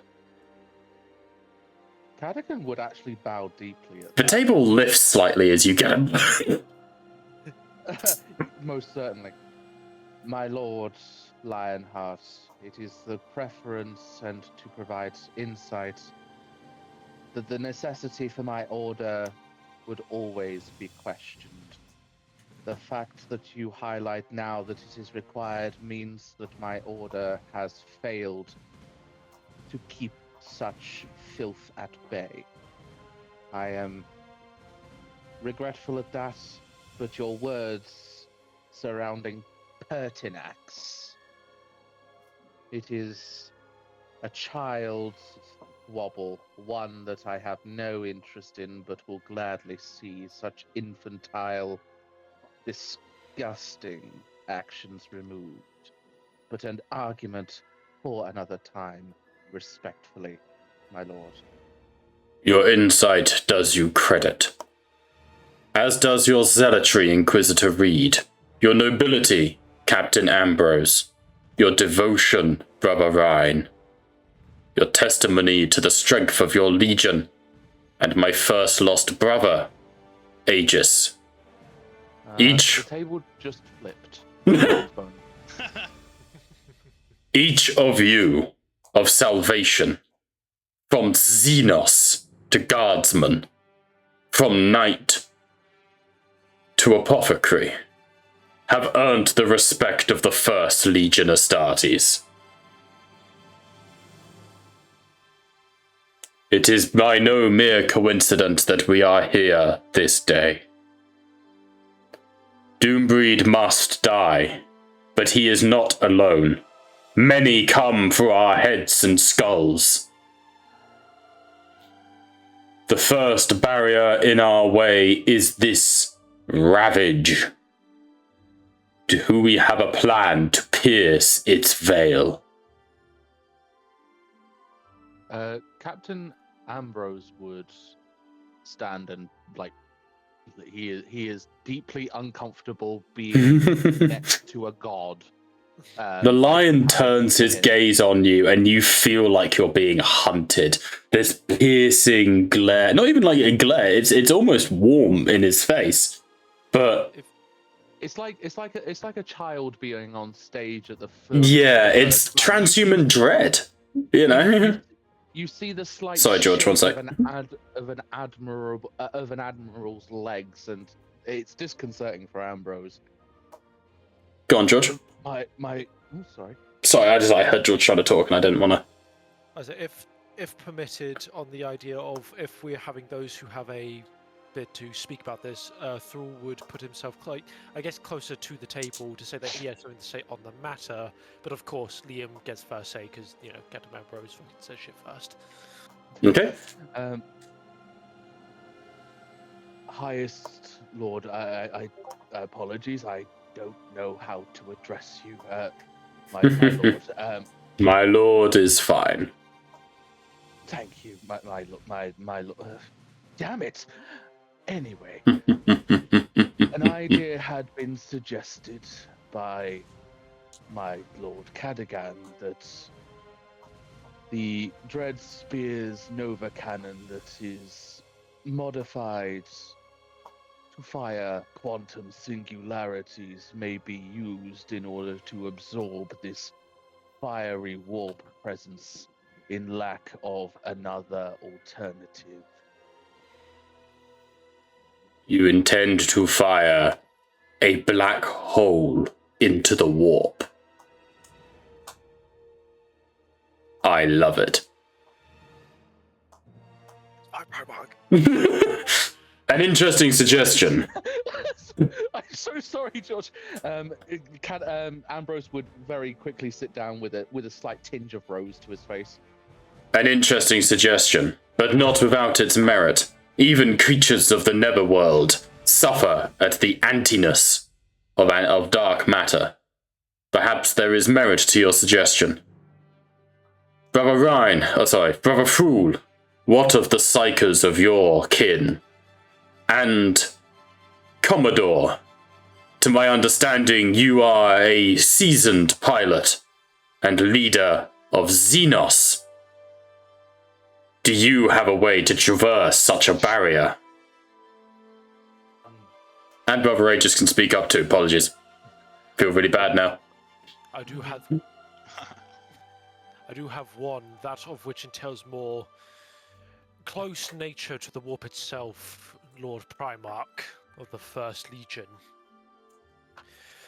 There has, due to much as I can only define it as warp shenanigans, there is perhaps a way for us to be guided through this Ravage through a much more esoteric form of travel.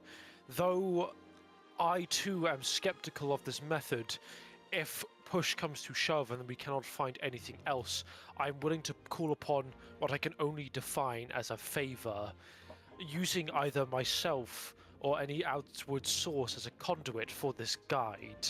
I'm more than willing to put myself at risk if it means getting everyone in this room to their mission and objective, and not to mention of which my brothers can enact their righteous fury upon the Imperium and the arch enemy. Much like that of the probably George fucking up, the what's it called, the Emperor being a beacon, Astronomicon.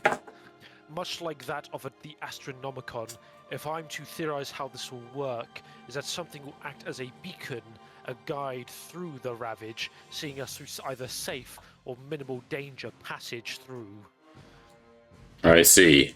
But this source, from your attitude, is not one that you trust wholeheartedly. It is one that does not reek of deceit, but I would be a fool as to trust it at its face value, my lord. That is true and wise enough. Such is the way of the angels of darkness. Xenos, speak your piece. My lord, there could be a way through the webway. It would be a bit of a detour, but it could get us through the Ravager. Could. You intend to wield the, if I am to understand it, the hidden pathways of your people. Yes. Ambrose would kind of interrupt a little bit. Apologies, Midas, my lord. Are any of our ships equipped to traverse your version of unreality? The Commodore would know that basically any ship can enter the webway. It's not like the warp, it's an alternate reality. The problem you've got is you would need a webway gate on the other side of the Ravage, and you don't know if there's one there. That would be your problem. It would work. Your ships are equipped for webway travel. The only issue is that we don't know if there's a way into the Ravage. Can I go over the data of like the yellow guys who escaped successfully, like while they're Yeah, that is something that they can present to you. Yeah, that's kind of partly why they're here. You must be brother Aegis of the 10th Legion. Yes. Well met. We are, not full-blooded cousins, but kin of a kind. It is long suspected that our gene seed is chimeric with your own, brother. It's actually the Iron Warriors, but they don't know that. Oh. Would I know that? No, God, no. They don't know that. Okay. they believe it's an Iron Hand, but it's in truth it's not. It's an Iron Warrior called Chiron, but whole separate thing. Okay, so these were the other people alongside the These guys had been at Ursus fighting. Yeah, they were there with Gulliman when he died. How is it that you were able to navigate out of the storm? Prayer. Faith. Prayer. But, I also have a suspicion, if we are amongst fellow company, which I believe we are, that thing out there, the fire, it breathes, brother, like a living thing. A dark and twisted living thing. I believe that it let us go.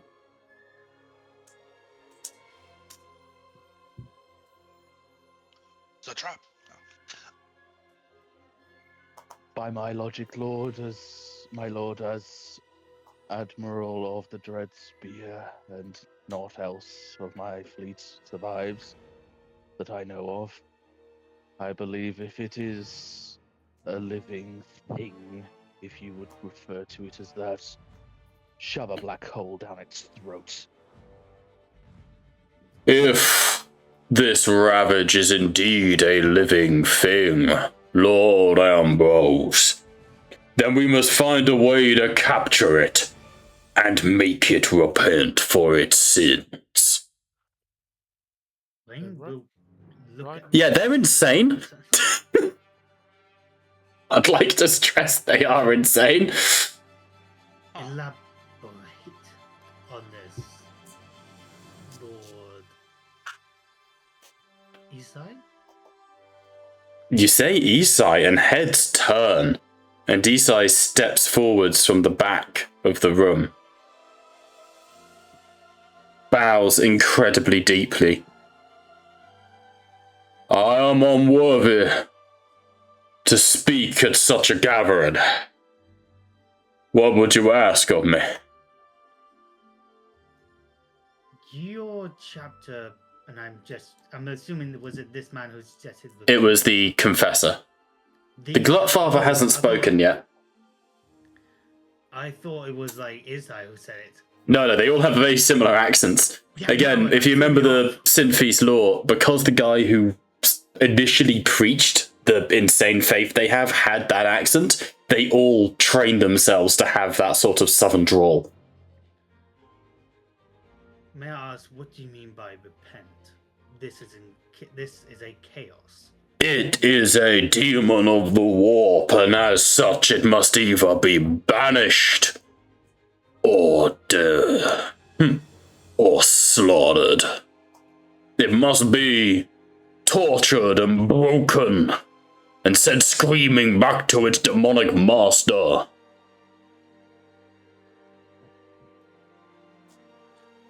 Ryan would interject on this one. Of course, waiting for permission to speak from his Primarch. The lion inclines his head. This is a free table. There is no need. No need. Speak, brother. Thank you, my lord. But I don't think we should forget that if this thing is in fact alive, if this thing has intention, then it must be also capable of cunning.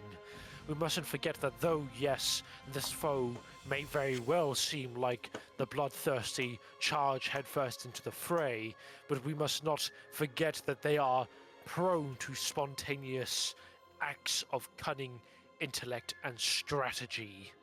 If this thing knows that we are here to face it, it could very well goad us into a trap. And not that I doubt that of those in this room right now, but if we were to find ourselves separated and culled, we'd only be feeding the archenemy. Why we should not be capturing and repenting and torturing, for that encourages him. The Glutfather will step forwards. It is of my opinion that if... Nah, fuck's sake. It's meant to be like Insidious, but I can only do like comically bad Southern Texan, not like good Southern Texan, you know? Fair. It is of my opinion that this creature, if it is indeed sentient, this Ravage, perhaps we can communicate with it before firing a black hole into its damned form. Offer it what, or talk what with it? What could we possibly have to say of that of the arch enemy, who deserve nothing more than our weapons and righteous fury? We must cry to the old tenants, brother, and we must offer it terms of its surrender before butchery. They want to make the warp surrender. If I may interject, my lords, and it is a fine suggestion, as your chapter is versed in many of these ways, should we hold the advantage, and such power and greatness gathered here today, it is very easy to suggest that we hold the advantage. My simple concern on this matter being that we do not know what lies beyond that border, and we do not know whether we hold the advantage. Respectfully and unwavering to our Emperor as we are devoted, I question, of course, the reason for shielding their presence. It will not be without purpose, and so easily spotted like a beacon in space, I also pause for thought that this is deliberate. I do not feel that we here hold the advantage regardless of the greatness gathered here today. I am wholly certain, however, that we shall be targeted. This is a plan for another time, in my opinion, and one that I would suggest against. Because we simply don't know if we are sorely outnumbered 1,000,000 to 1. If I may interject with that one as well, and I do not wish to call upon them in haste, but with the utmost wisdom that I can muster, there are two amongst us that actually have experience on that battlefield, and that be the noble Lord Custodians that on the end over there. They have seen what is within. They know what awaits us, or the very least of what once was. If they would be so willing, could they enlighten us as to what machinations the traitors had waiting for us on the other side? If any at all. Amit Vasirian stands. Death and damnation awaited us. Within moments of breaking into real space, we were boarded. It is safe, in some ways, to assume that things will be even worse now. Whatever dark and damnable plots the traitors had, they will have been completed in the time it has taken us to recover. But we are stronger than we were then. We are heavily united. And I believe that if we punch through together, we stand a true chance against this heresy. There were a number of vile creatures of the warp. Doombreed is but one that we faced. There were others, champions and monsters alike. The Votan are long since gone beyond the light of the Emperor and must be purged. Though it saddens me to say it. There is one known as the Butcher Lord, who leads the Eaters of Worlds. We must assume his presence here. And there is another one known as the Postmaster General, or the Errant Deliverer. You laugh, but you will not laugh when his blade cuts your throat. A shiver runs through the room. Damn fucking straight, you put some respect on that man's name. Yeah, this title. You did. He is a fearsome candidate. A demon prince of Karnef. And we would be wise to remember not to underestimate the enemy. For here, amongst the war itself, they are at their strongest. With no disrespect to you at the table, it was mere Astartes that cut down my brothers. We should never have fallen to such creatures. But they were rampant, berserk, and feral. They will not flinch in the place of bolter fire. They will not break like another man would. And even amongst Astartes, they know no fear. Only the slaughter that will never truly appease their damned god. Hello, thank you for the follow, Amelia. What's up? Really hope that's not Amelia from the school I teach at. That would be terrible. But yeah, thank you very much for the follow. Better hope it's not a bot either. It's probably a bot. It's almost always a bot. It hurts, man. It does, but it's true. Don't worry, they're supposed to have banned all those, remember? True, and that's how we've lost all our viewers. Nevo's been real quiet recently, guys. God, no. Is this your fave game? Guys, I think it might be a bot. This is indeed my fave game. Make believe with my friends. Come on, Amelia, prove us wrong. Come on. Come on, there's gotta be a woman out there who's into 40k. Come on. Come on!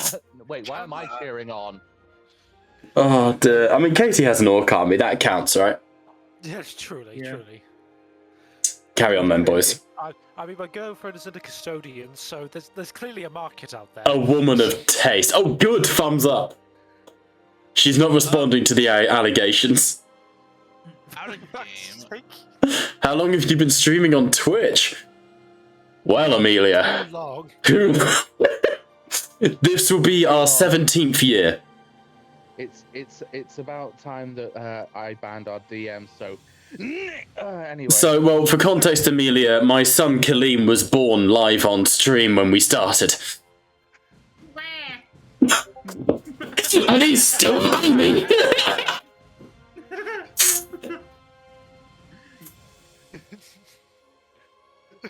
Anyway, let's ignore the bot. Please continue. Out of game, I have a question. Okay. Yes. Isn't there like Isn't there like psychic weapons, like special ammunition that does like stuff? The Grey Knights shift awkwardly. Through can chime in on this one. Yeah. Surely we've reached a like I know that it's like really rare, right? You know, if ever there was going to be a ship that had special ammo like that, it would be the Vengeful Spirit, no? Or what were they on? Would you mind if I chimed in this through on this one, Brian? Yeah, go ahead. Through would chime in because obviously I'm trying to keep the secret. The make of what you speak of, that being of the, because the Inquisitors use this as well. The Psi bolts, I believe they're called, or the Witch bolts. That's what I'm thinking of. Witch bolts, psi cannon, silencers. They is all a thing. Yes. The ones you speak of mainly. Sorry, Liam. No, it's all right. Cadigan is going to immediately go uptight about that. The ones of which you speak of, the specialist ammunition that specifically is good against that of psychics and perhaps demons in theory, is that of the Witch Bolt. They are a rarity ammunition that, if I'm to be any more certain than anything else, is a closely guarded and rarity even amongst that of the Inquisition and that of my brothers. Though we have weapons dedicated to fighting the Imperium, they aren't a perfect answer to them. Our melee weapons perhaps, but the ranged capabilities is much more limited, save for our psychic might. Yes, and the ability to create such ammunition is not currently in possession of anyone on this table. Am I not right, Reed? Yes? Reed just looks at you and goes, unless I've been killing Eldar, I've never needed such weapons, so I don't keep a supply. Quite right. Chapter closed. Moving on. But point more being, Brother Aegis, is that perhaps somewhere, if anywhere, there were such means, they'd be long far from our current theatre of war and would take considerable amount of time to obtain, not to mention arm each individual Astartes or key Astartes with such potent ammunition. As this conversation is happening, very awkwardly and clearly regretting many life decisions, the Lord General of the Narmurian Yellowbellies is going to stand. My lords, if we are discussing weapons against the archenemy, then through the aid of our friends in the Sin Feast, we have been able to procure the objective of our mission that took us into the system through the Ravage. We have, aboard the Grave and Solemn Vow, a singular Stormblade, super heavy battle tank. We're all trying to remember what a Stormblade is. Big fucking plasma cannon. I know what a Stormblade is. That's fair enough. The big cannon. The big one. If I may, my lords, how did you get through this Ravage firsthand? The Sin Feast. We sailed into it. And when we saw the demon within the fires, we broadsided it until it turned away. Our prayers denied it. Our faith, inviolable, cast it out.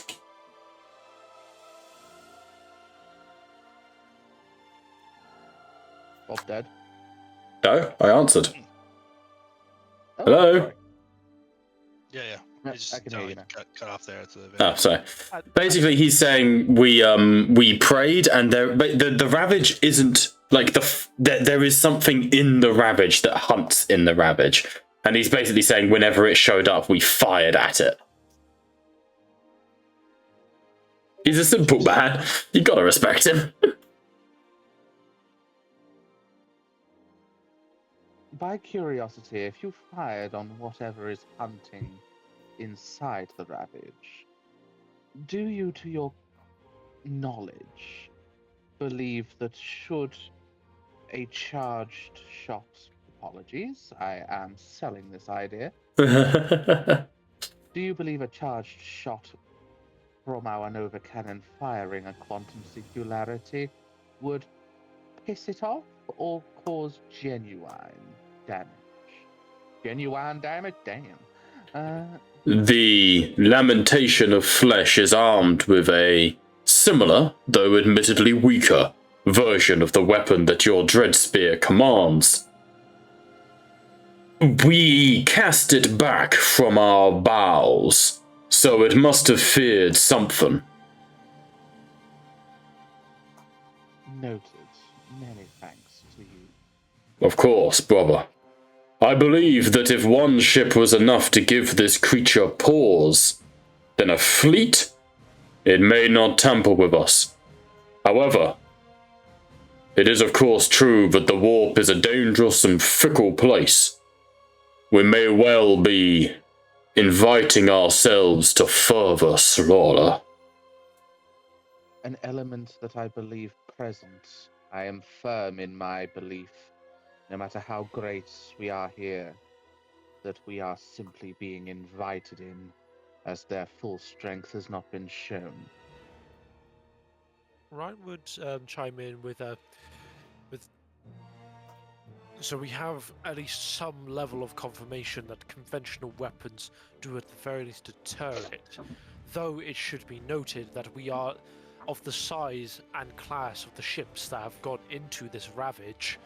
If, say, we did go in with the whole fleet, I have absolutely no doubt in my mind that this creature, being much more, and if I'm correct in my assumption of that, of these exact types of traitors are much more, I guess, bestial. They will pick off the weakest of us. The smallest ships, the ones who are less capable of defending themselves, will be picked off one by one. And as much one could, in a grim fashion, say willing sacrifices or willing martyrs, each ship is a detriment if lost. We cannot risk all of them for the sake of one gambit. Then what would you suggest? Says the lion. Ultimately, this is something that I, myself, cannot quite ascertain. There's a level of risk to reward we gain from just charging in, spouting prayers and litanies. If our Gellerfields are able to hold, I have no doubt that that would work for our larger class of vessels. Granted that these ships themselves are still serviceable, I am uncertain as to the conditions of the ships since they left the Ravage, referring to that of our Sinfeast cousins. We are void-worthy. But at that moment you see the Imperial Knight pilot steps forward. If it would please this Council of War, I have a proposition. And it's literally just come to me as the DM this moment. Come. Indeed. I too have an idea. Then speak your piece first, Brother Aegis. Brian has an idea. Yeah. Okay. Well, I wanted to ask first if there was someone here with knowledge on Gellerfields. Who would have the most knowledge here? Beta Row or the Dreadspear's mechanic, whose name is Ozar Theta. You could have him summoned to the chambers if you wish.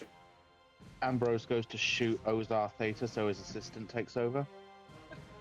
How far out? I does will it simply go? rename the token. You haven't seen it yet. My question to them would be, how far out does a Gellerfield extend? Roughly 20 meters from the hull. It is a bubble that surrounds us. And actually, It's like skin tight. it's not crazy skin tight. It's enough that the Imperial Knight looks to Aegis and goes, I think I know where the good Honourable Aegis is going with this.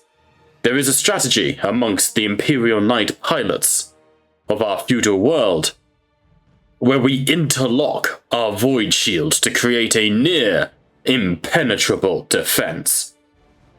If we applied the same philosophy, yeah, literally it came to me as we were talking about Geller fields. It's not what I intended, but right? If we were to fly in convoy as a pack, not only would the weak be able to protect the strong would be able to protect the weak, but we could interlock our Geller fields to form a nigh-on impenetrable wall. And we know that interlocking these Geller fields is an effective method. I assume that in kind of like player terms, essentially stacking the Geller fields, I wouldn't know how to put that into a starter's term because my brain is trying to think of. I will allow. It would be, you would want to be amplifying the Geller field, but there'd be an issue of power consumption. My interpretation of it.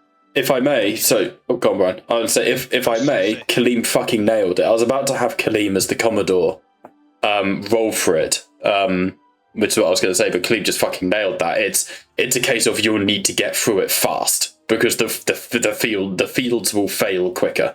But go on, Aegis. I mean, I don't know too much about it, but my guess was going to be that it would essentially take the strength of the strongest Geller field and with the assistance of everybody else, because it relies heavily on navigators, right? Mm-hmm. Like, so, my interpretation of it is like you would borrow the strength of the strongest Geller field and then sort of cover everybody with it, with every other ship's navigators' help in unison. They would essentially all form one mega shield. Yeah. Gawain will chime in on this. Mm-hmm.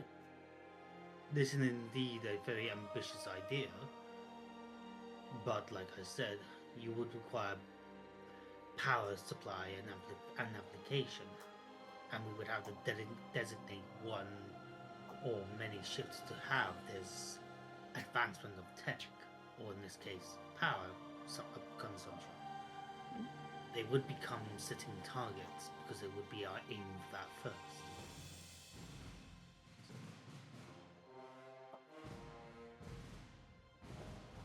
But it is doable.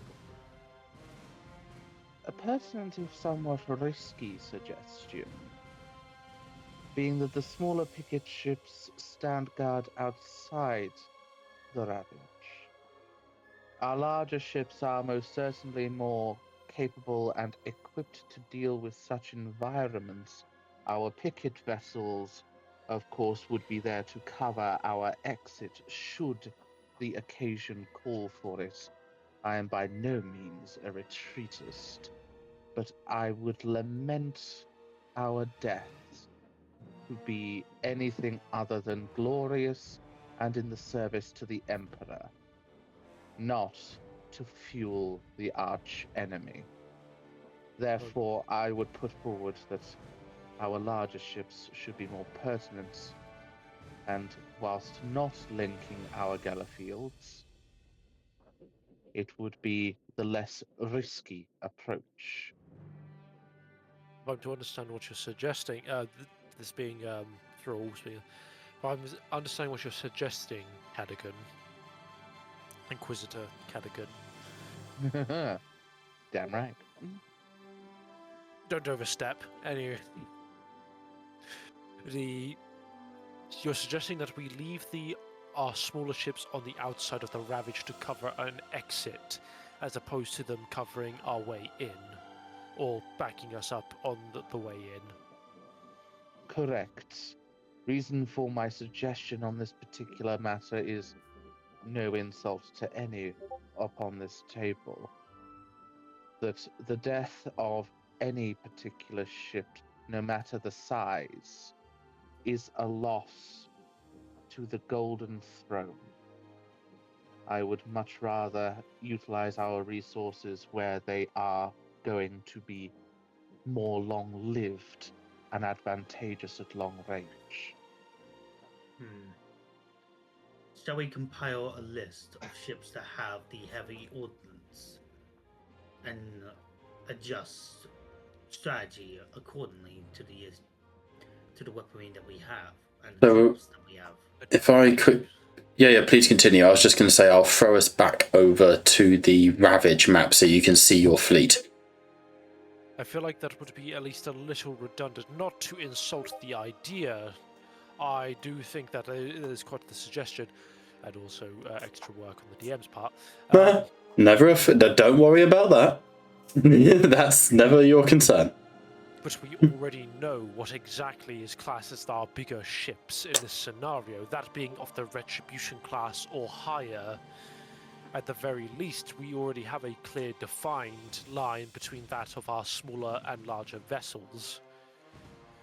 I believe what my concern comes from in that idea, if I'm to poke holes in any kind of plan, is that if we are to send in our larger ships first and foremost, leaving our small ships behind, there is unfortunately the idea that our larger ships are then better, for worse, exposed, bigger targets.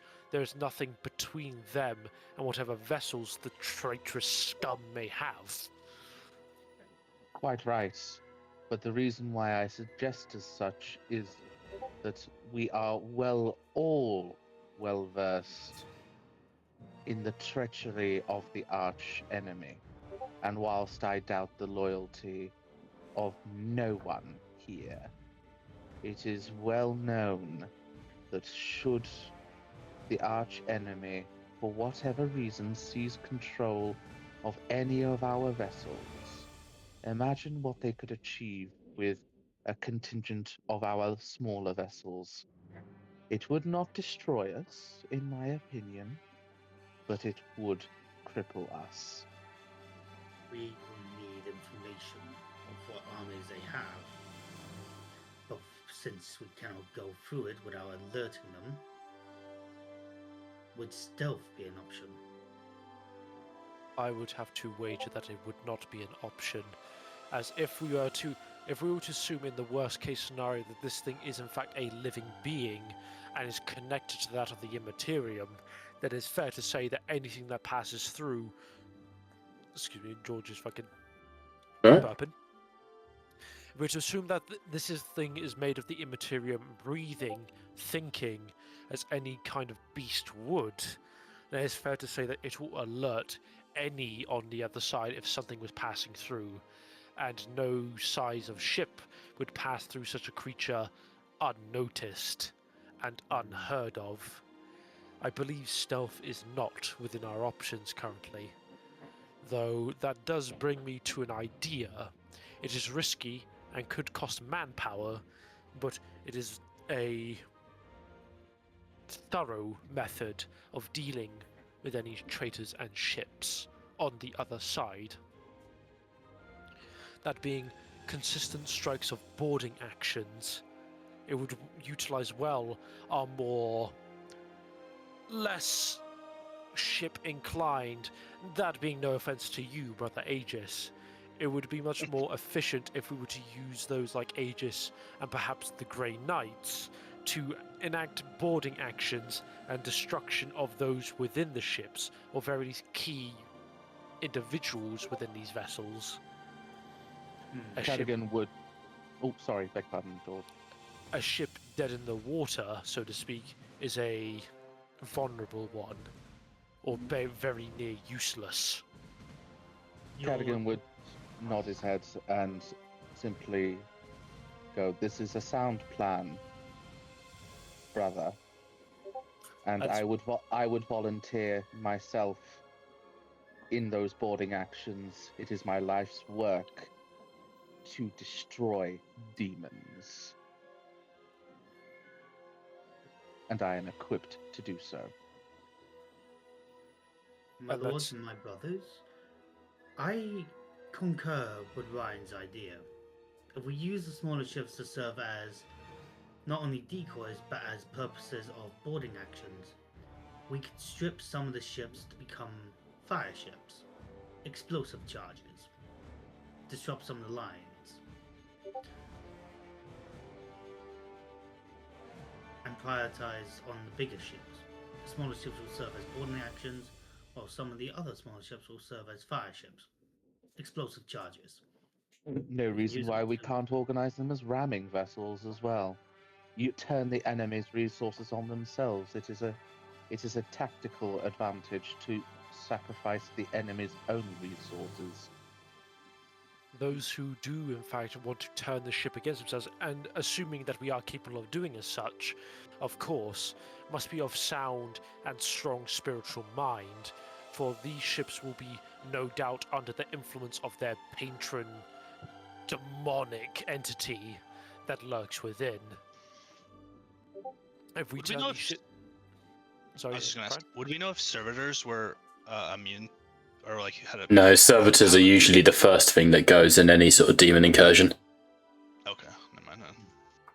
Sorry. I was like, we could lead an army of servitors in here. Unfortunately, yeah, servitors tend to be the first thing to go. Put the clankers out of their misery. I think when we approach this and engage, I believe the boarding action from Ryan's suggestion is more viable. The quicker we are on their ships, the quicker we can remove them and use their own ship against the enemy, while saving us the resources.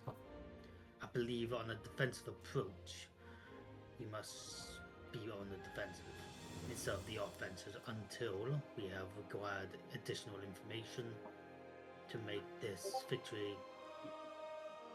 perfect. Out of character, I think this would also be a good method to go forward with, because it actually is able to utilize, as I said, Aegis more effectively, because not everyone in this party is very ship focused. Obviously, the Commodore and any of those who actually have a decent piloting skills, I think would be very useful for, say, conducting these boarding actions or launching them. But I think those like Aegis would make very well in actually clearing out these ships and then turning them against their very own fucking users. And Yeah. I think Boarding actions are doable. I think also the idea of sending the ships back at their users would work, because then that would use up their planetary defenses. It forces them to redirect their focus, because what's more dangerous than a ship that may hesitate in landing is ones that will just fucking free ball onto the planet. Then It is tactical, like pure on tactical. Like if the enemy has greater numbers, use that. What do we then- know is tethering this sort of demonic incursion? Like, is there like it? Is, You don't know. There's theories, but you don't know. like, You can ask the NPCs for theories. Could I chime in as rules of this one as well? Yeah. I'm Brainy Boy. If Aegis wants to speak the concern first and foremost. Yeah, and I would just ask the question: what tethers this demonic force here? If we are to assume this is that of the convention of the archenemy, usually there is a source or a center that tethers the immaterium to the material realm. It could be a warp rift or a conduit, a place or a person that is willingly opening the veil between that of the warp and real space. Could it be the very creature we're here to kill? Potentially. Usually if so- in some cases, it's usually I believe they are classified as sorcerers or cultist members of constantly on the anchor of the warp gate. Could I do a scholar check? Again, we have a lot of NPCs, and some of them can contribute to this. If you want me to chip in, I feel guilty because you guys are planning some awesome shit. But I'm also ill, deathly.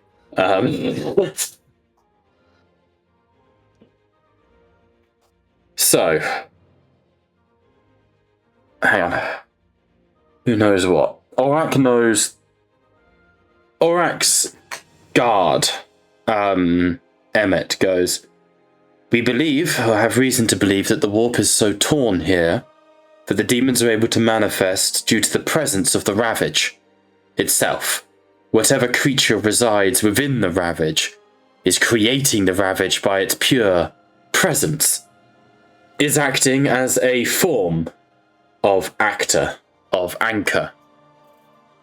But that is only the initial warp rift. It is entirely possible that the archenemy's champion, Doombreed, is also one such creature, and is a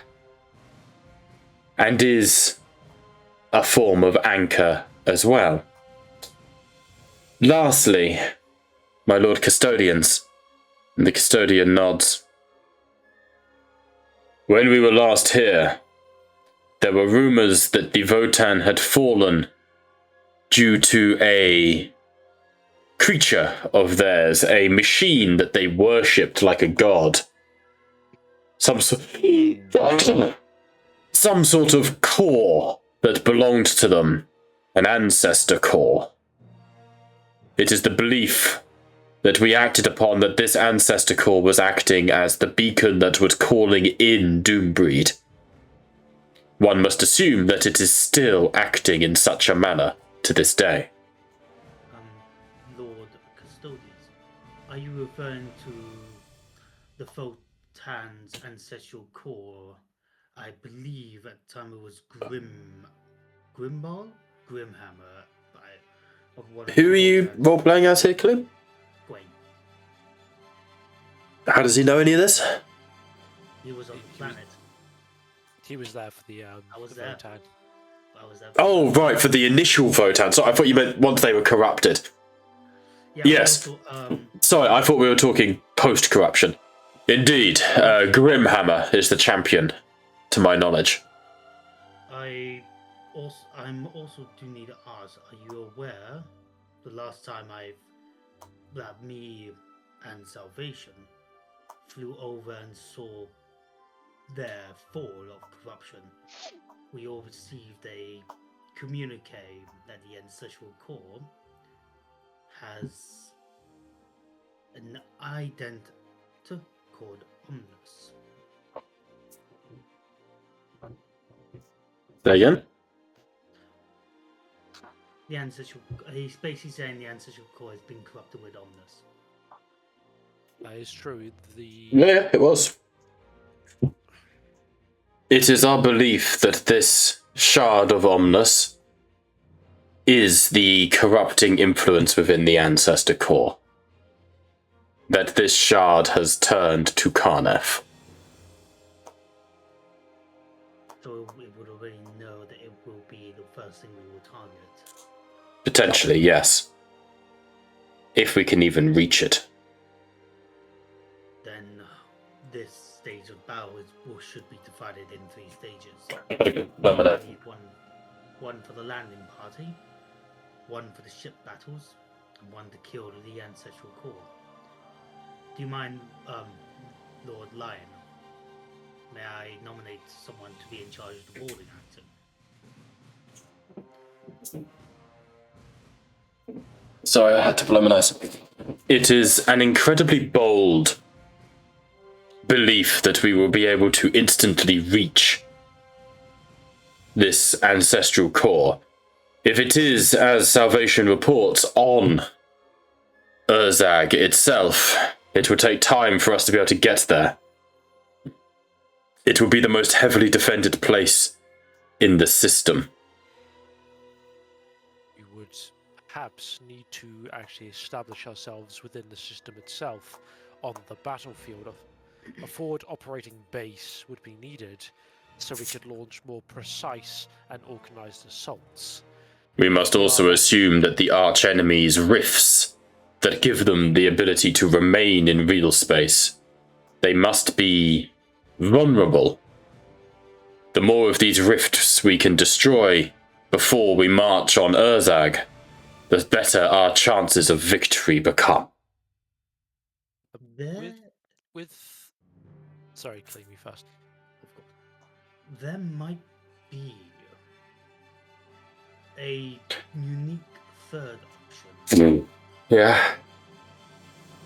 And it's something that myself and Ryan and Aegis and I look towards. I believe the other starting was in the room. The Kalis. Kalis is at the back, yeah? When we were on the planet, we did encounter a individual of a Necron. It's true. We could, and I gestured towards Nemeth, reach out. Well, did you Nemeth's not in the room, remember? Just remember that you guys have a direct link to Nemeth through Beta Rho. But for the sake of everyone's safety, Nemeth is not in the room. We do have an unlikely ally in that world, from what it told us, is its tomb world, from my memory.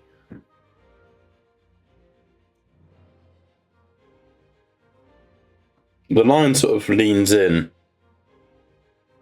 I have been appraised of the situation with this particular Xenos species. I am afraid that I never encountered them during my time, before my re-emergence into this galaxy. What do we know of the Necrontyr? Ryan would... And please do correct any lore, by the way, if I get it wrong. If it turns out there's like 5 books that are like, oh yeah, he's been fighting Necron, please do just correct me. The passage in the Codex Morse recites that he's actually had a fight with Tyranids more than he has with Necrons. That's where I brought Omnis into it, because I remember that bit. Yeah. Did you want to say something first, Gleam? Because I was going to chime in as Rhyme.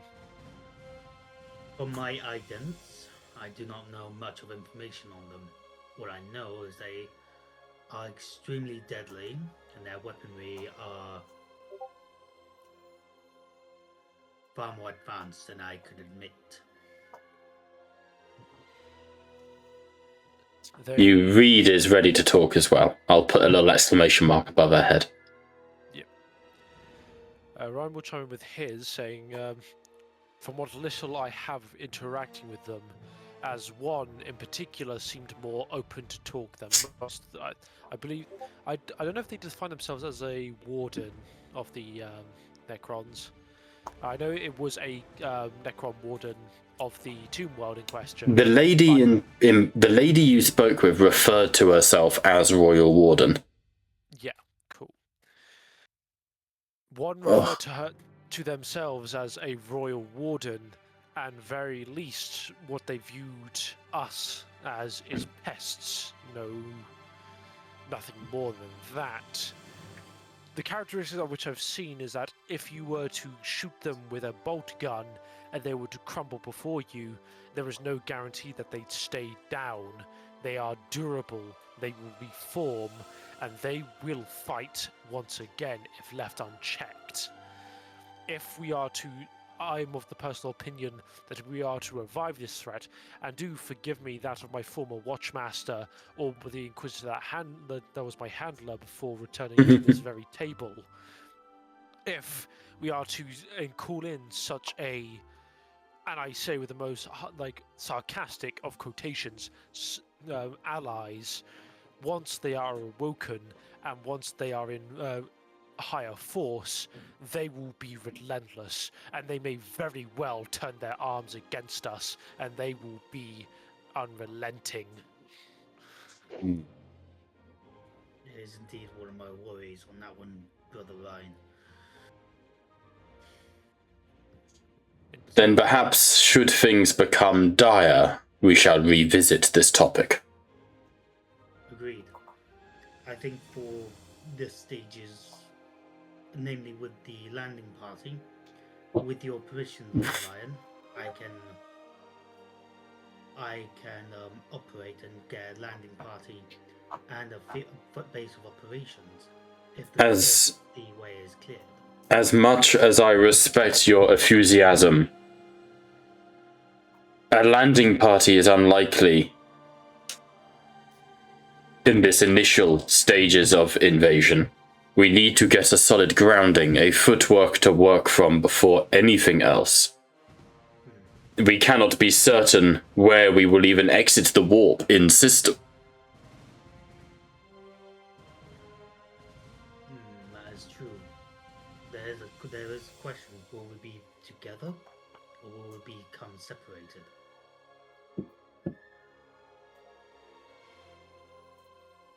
Sorry. That we will, I am certain, find out.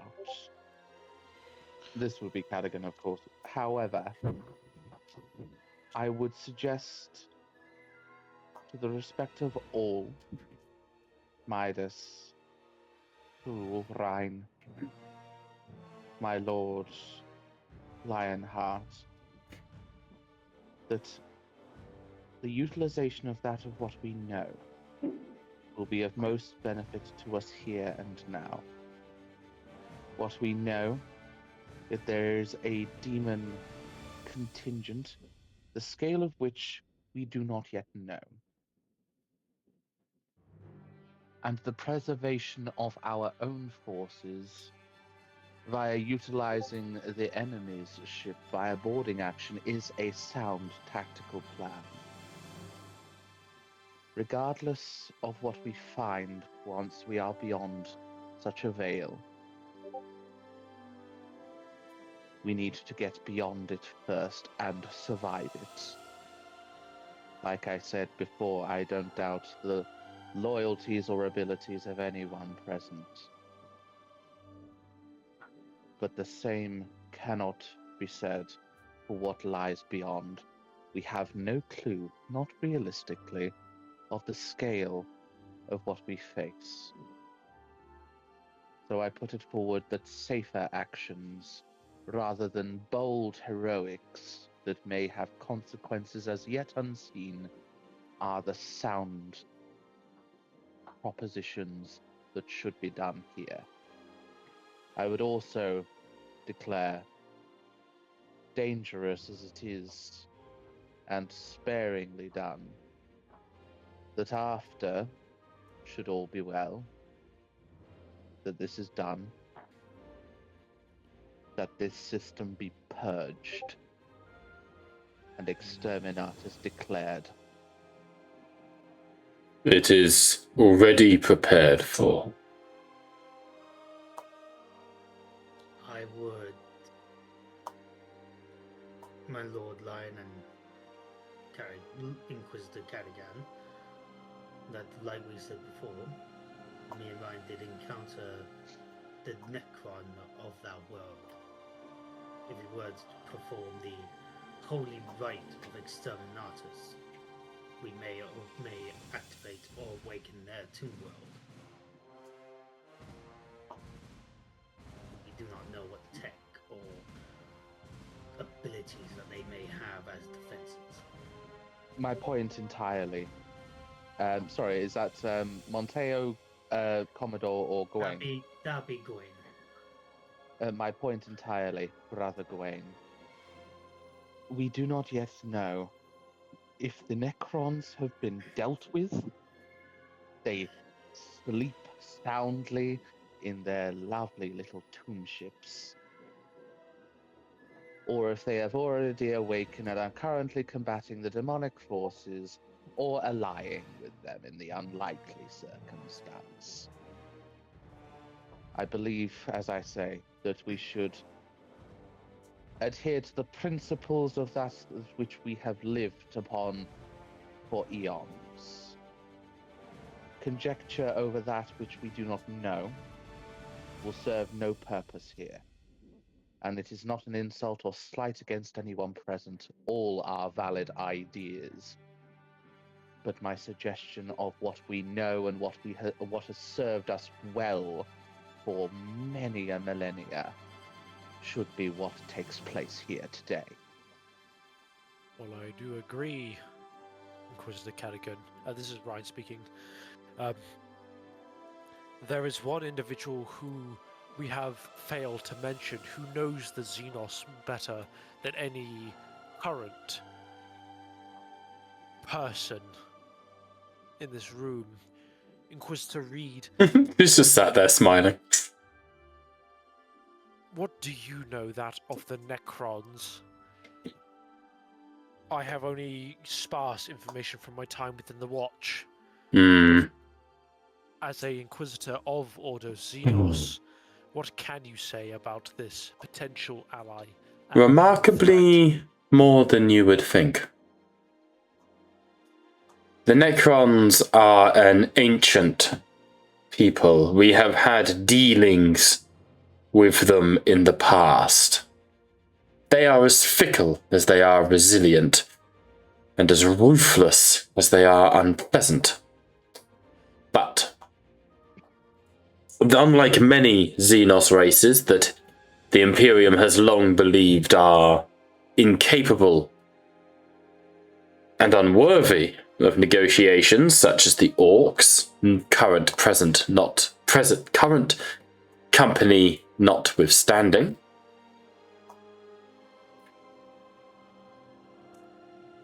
it is believed the Necrons are at least amicable. They have designs and politics similar to our own. Perhaps not as sophisticated, but certainly similar. This creature aboard the surface of the planet, I don't trust it. It referred to itself as a royal warden. A warden of what? What was it protecting? And were we to ally ourselves with it, what would we then be in cahoots with? However, I do suspect we are overreaching our perchance. We need to get into that system. We need to find out what is happening. And then we can make an educated decision about how best to conquer it. But I fear that at the moment we are theory crafting with no knowledge what we are up against. Chime in. My lords, then would it be safer to go on the defensive, move in slowly and, like Lord Gawain suggested, designate ships for boarding actions and just take it one step at a time? Before that's answered, apologies. This serves no purpose. Cadogan will slowly lean in to Reed and just go, "Are you in danger with agreeing with me?" Don't get ahead of ourselves, Cadigan. I'm sure you'll say something stupid soon. I was going to say, Touché. Ryan was going to say, almost sounds like you agree with Cadogan on that one. But sorry, as you were saying, Colleen, beg pardon. While I believe that we need to be cautious in our defensive strat, we can have ships being designated at boarding action and, like Lord Gawain said, fire ships as well. I'm not very comfortable with the idea of this royal warden. It almost sounds like she's a bodyguard for a dynasty. I would, whilst I have little knowledge of this personally, I would go on the somewhat dense view, and forgive me for those who are not of the sapien variety, that the old tenets of those who have not proved themselves to be an ally are indeed an enemy until proven differently. I do agree publicly, and he would put that in italics. Read that this royal warden is, from what I can ascertain from these discussions, as I had not been present, cannot and potentially should not be trusted. Ergo, allying with a Xenos that is of very little knowledge towards us is a risk that should not be afforded. We do not know their resources, we do not know their goals, and we do not know what they are capable of, sleeping or not. I believe firmly that the end goal should be exterminatus. We're all kind of going forward. When finally chime in and go, But first and foremost, that being, I agree with that of Cadogan, at the very least on the idea that whatever threat or alliance could be made once we are in is saved for once we are inside the Ravage, once we are in our theatre of war. Meanwhile, we should bring our focus back to how exactly we are actually going to get in.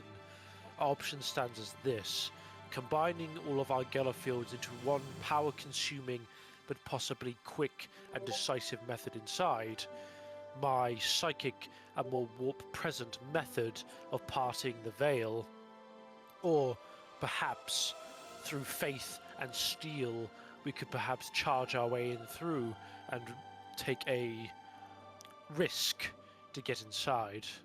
That is the methods of which I've been able to acknowledge, but do correct me if I'm missing anything out. What exactly do we want to do? I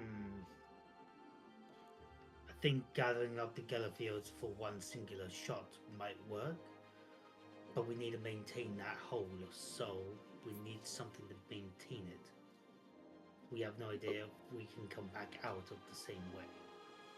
Why don't we utilize multiple on this specifically?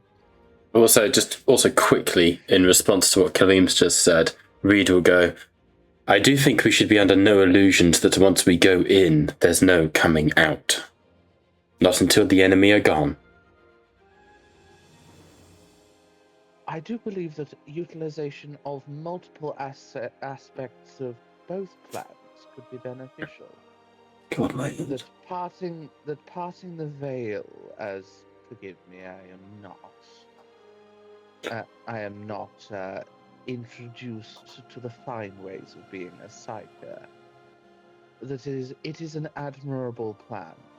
However, presents the risk of, whilst you are an Astartes brother through our adventures together, I have faith in your abilities, but your brain has the slight threat of being burnt to a cinder on this. It is a risk I'm willing to take. As are we all, but perhaps not necessarily. Using your ways to part the veil, and that of potentially uniting our Gellerfields as well, would certainly minimize risks involved.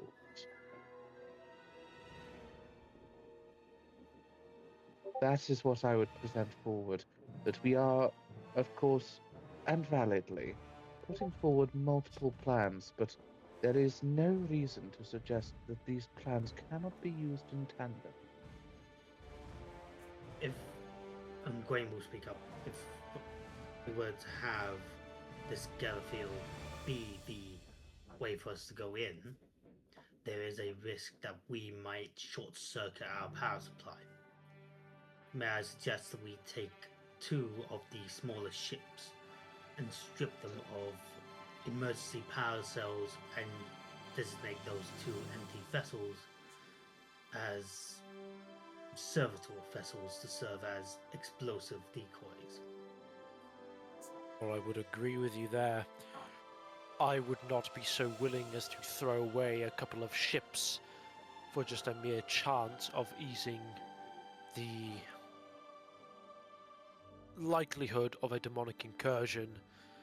I believe that if Cadogan is correct of merging the two, if me and my brothers were to, say, contribute our psychic might, or at the very least if I was to provide their guide into the Ravage, that in of itself would be alleviation for the Gellerfields, where if any demonic threats were to attempt, the Gellerfields should hold. Quite right, and with multiple aspects, there being multiple aspects of the assistance in this parting of the veil, the strain on each of you would be reduced, therefore the risk. And then if we were to go along with... Sorry, Kalim. Oh no, I was about to say I agree. Carry on, I do apologize for interrupting. Alright. And then if we were to go with that, once we are on the other side, and if we were to continue with Brother Rhines and those who concur with his plan of strict boarding actions, that in of itself could allow for much more precise strikes. The only question at that point would be how many smaller vessels, if any at all, would we take with us? That not only could provide covering fire for those boarding actions, but could also provide much more, I suppose, screening for those larger ships. That is, of course, again, assuming that we take any of them with us. We could very well much rely on our strength of arms and our larger Retribution class plus vessels. Would suggest, is this, George, is this Rhino or Thor? Thrall. Gawain will say to Thor, I believe if we take the ships, the smaller ships with us, we can keep a few of them around the bigger ships, two above, two below, to cover their angles, and also to be covered by a large ship in the middle. We can use the smaller ships to, again, do the boarding action, and I would suggest Brother Ryan to lead these boarding actions onto the enemy.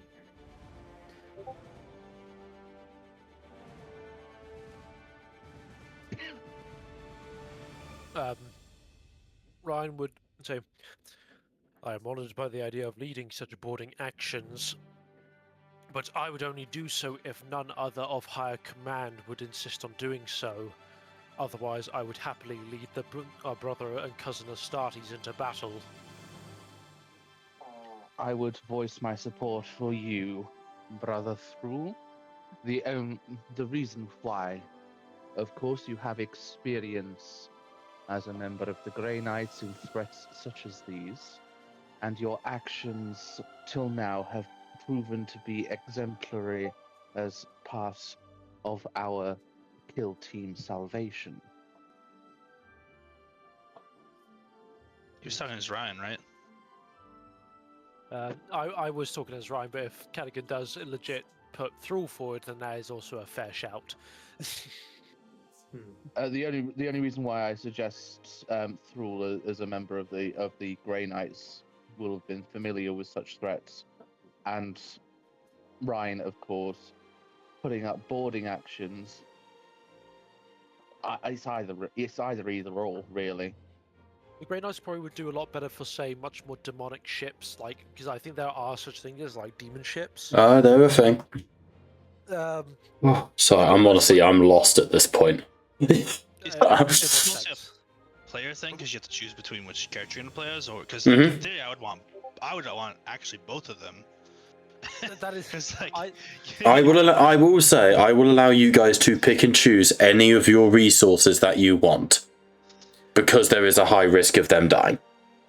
I'm willing to play both of them, obviously, because I view it's a sick thing to say, but I view Ryan as my character. Thrall is a character, but I also define him as a resource against the demonic. That's fair. I expect him to be viewed as send him and the other Grey Knights against X demonic threat because they are very good against that thing. He is a scalpel. Yeah.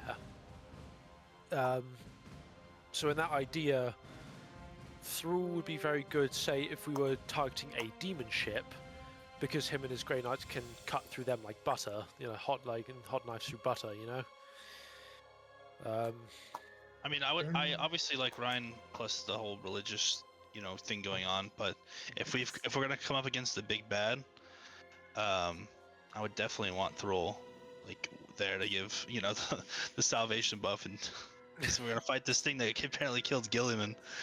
It's like. Fair.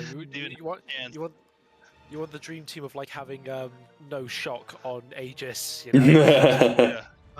I will say, right now you guys are planning the entire war without knowing what's on the other side. Yeah. Right now you need to be focused more on what you're going to do just to get through the Ravage. Yeah. So, You know something, Liam, not all thing. I know. then Gawain will speak up. Then we may as well prepare preparations to breach the Ravager. I'm assuming that I will leave that to you, Fool, has you and Carrigan have confidence in your idea?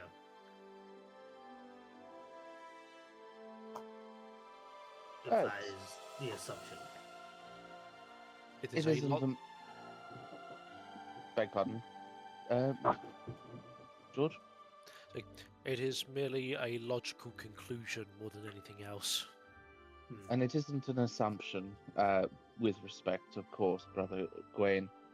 I believe in minimizing the risk to all involved here so that, quite frankly, we can better utilize those who will pass the Ravage on the other side.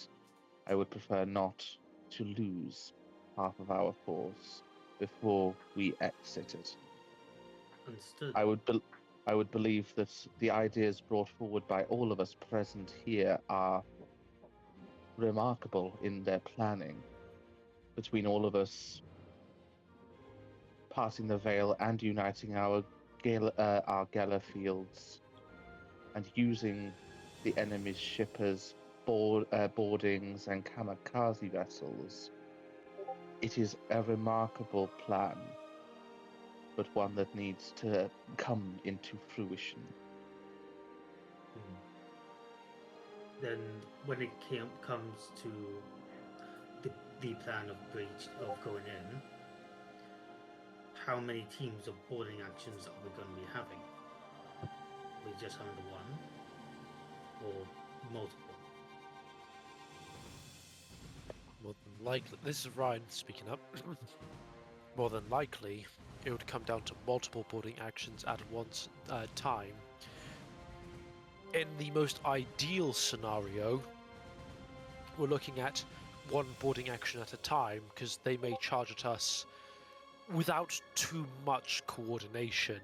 Perhaps it would be one at a time, but in quick succession.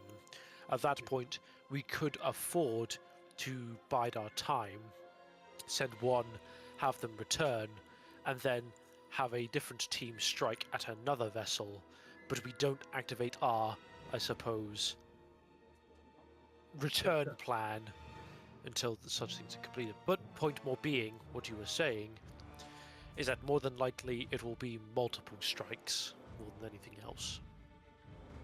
Understood. Then, may I make a suggestion? We are going to be against demons. Then, would it not be of the logical sense of electing the 3 Knights of Grey to serve as the captains of the 3 boarding parties? And have them assign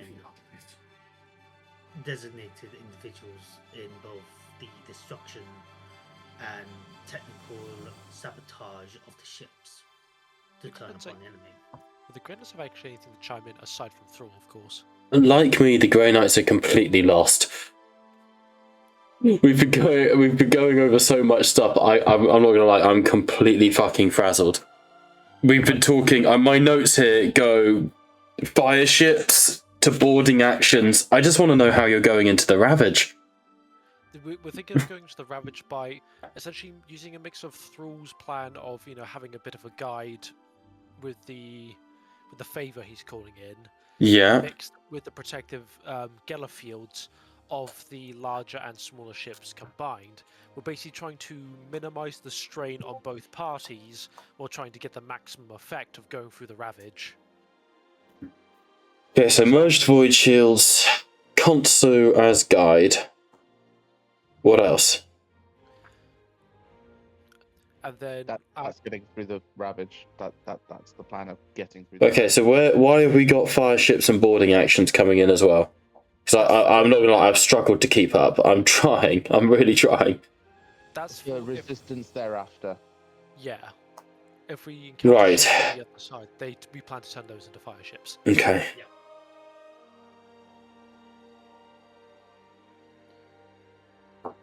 Bobson's zonked the fuck out for a while now. It's not even zoned the fuck out. I can't keep up. Everyone's talking about stuff, and I'm sitting here going, I just want to make sure next session happens. You know.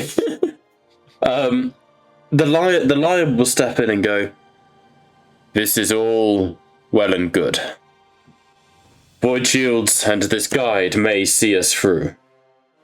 Once we reach the other side, however, there may be a fleet waiting for us. We do not know.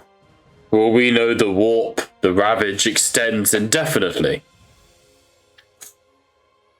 And we will be fighting within it. The first thing I believe we must do is establish some form of stronghold. Does anybody remember anything of this place, of this system? Any planet, any location that may viably be a place to lay down roots to begin our invasion? There was. Going was Will 7. There is one area in the mountains, in the snowy areas that we cleared out. It was originally the Tau base of operation. That would be on Urgurzak, I assume. That wouldn't be Gawain. That'd be Montel. Montel will speak out and say that. And this would be on Urgurzak, I assume. Yes, my lord. The difficulty there, as good a suggestion as this is that we cannot guarantee that we will be able to reach Urgurzak. It must be assumed that as the center of the enemy's power, it will be the most heavily protected place in the system. There was another place, my lord. This is Montel speaking. When me and Calliope were scouting the Voltan base in the mountains. He's talking about that. You know, Urgurzak is the planet, right? Yeah, I'm talking about the mountains on the planet. Yeah. Yes. Okay. He's saying that the planet might not be accessible. There. But go on, finish your point, because I mean, eventually landing zones, it might work. There were. Me and Chloe did find a place to hunker down. It was a big enough cavern. Maybe that would also be another place of operations as well. So to speak. Perhaps. Let us assume that the enemy's most central fortress, under a doubt, is guarded beyond our immediate capabilities. Where else may we lay down roots? Didn't it, Lord Ryan, didn't it have a moon? Indeed. Do you guys need me to show you the map again? What was the place that we had the meeting with Thorsholt? That was his ship. That was his ship. Yeah. So you have Urgurzak, which is the main planet. You guys know, become the custodians, that there is a wreckage ring of the Tau ships. There is Ursus Majora and Ursus Minoris, which was a demon world. Ursus Majora had been turned over to the Dark Mechanicum.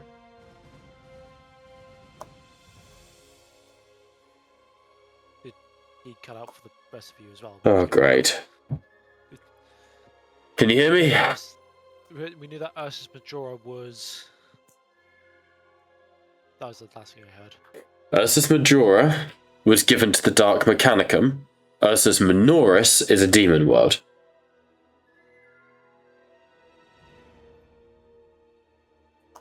It would be more effective to go for Ursus Majoris, because a demon world, this is more out of character knowledge.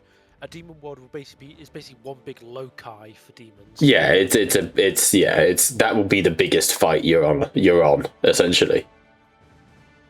So essentially, making another attempt on Ursus Majoris would be the more likely, and hopefully the more fruitful outcome for anything else.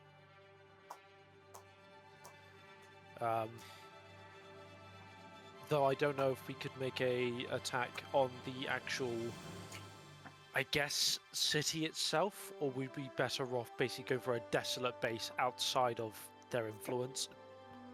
That one you'd have to assess when you arrive, I'm afraid. Yeah. It seems, at very least on paper, Majoris has the more vast array of options, first and foremost.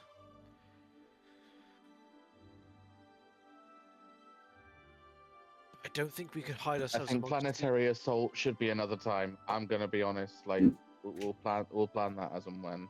Absolutely, it's more that's the more pressing concern when it comes to immediately what your objective is once you reach the system. It's either that or we go into the wreckage ring, but though that may be abundant of cover, it's not stagnant. That's not a base so much as just basically cover for the ships. Or That's a true. Massive risk. Or basically a massive risk for the ships. Not yeah. It's a risk. Okay.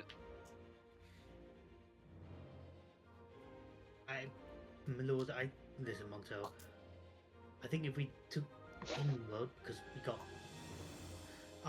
the firepower to propel them, would be better, and hopefully not lose a limb this time, my lord.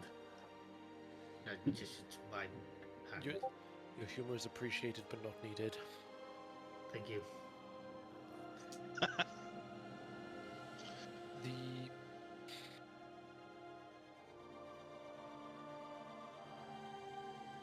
I reckon our best odds, instead of trying to just veil ourselves in wreckage with potentially other threats hiding within the actual wreckages themselves, we are much more likely if we can make a trippers in the starties tab.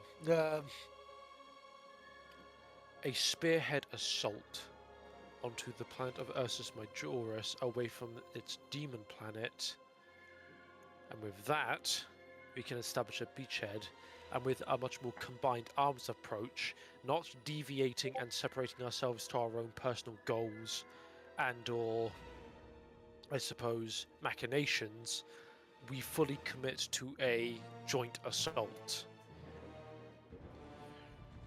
Because the moment that we start separating, that's when they start picking us off. It poses the biggest risk that if they repel us, that is a majority of our force repelled, but it's also going to be us at our strongest. The lion looks at you in that moment as well and goes, I concur with this assessment. If there is a blow to be struck, an overwhelming display of force may be the only thing these creatures respect.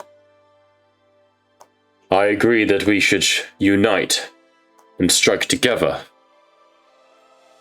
As a singular entity, we will win this planet by planet, rift by rift.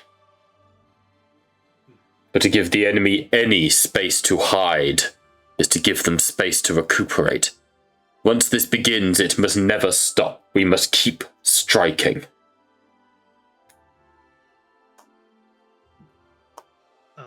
Lord Gawain will contribute. Ryan, with these beachheads and combined force, the brass hosts and Lord Oberyn Marcellus can assist in setting up the beachhead assaults and beachhead operations on these worlds that we will strike. There is an element that we must consider, and that's no qualms to those of the more mortal variety. We have to remember our strengths around this table. Each of us as a combined arms is a potent and I dare say deadly force that very few outside of the Imperium could ever think to overcome. But we must acknowledge our weaknesses as well as our strengths, if I am correct in that assessment, my Lord Lion. Indeed, but there is no room for those who would falter. The guardsmen will serve. There is no other way. Precisely.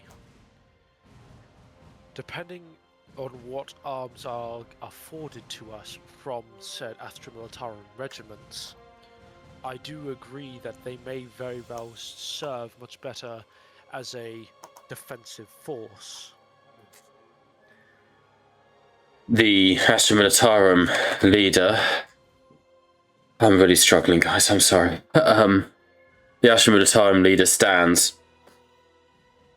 If that is the will of this council, then our Murians would be honored to ensure that we are not flanked. However, while our guardsmen regiments have been required by Brother Gawain, as you can see, 2 of his devotees have arrived. By Brother Gawain, we are trained and we have survived 1 war for Ursus already. We know what we are up against. And you will find no man will falter. No man will break. We are armored in steel. We are an armored regiment. And it is our honor to fight alongside Astartes. We may not be demigods or sons of the Emperor, but we are man, mortal, human, and ready to carve the stars with our blood. So please do not think less of us, simply because we require a little help from the mechanical. We are just as ready to wage war as anyone else. We will of course follow any order given to us, but we stand ready with Leman Russes, Chimeras, and of course a Storm Blade to aid in whatever you require from us. Stop My on lord, sorry. You first, you first. You first. You first. Alright, fine. My Lord Lion, once we make plan for on these designated worlds, I shall assist in building of the defenses and lead in the defense. Respectfully to you all, and I apologize, my lord. We are not even through the Ravage yet. I am certain that at least 5 minutes will be afforded to us in order to plan a planetary invasion, where at this particular moment we are not even in the system. Let's not forget that if they keep coming at us, we'll just keep crumping them. Thank fuck for someone speaking sense. Thank you, Orrak. I try. Inquisitor Kadan, I understand. We are designating future ideas, so we all know and understand what we will need to do next once we get inside. But you are right. We need to focus on getting into the Ravage first. Yes. But far be it for me to say that anyone here could be distracted by the idea of a planetary siege. We may not make it if anyone does become distracted by the romanticizing of a siege.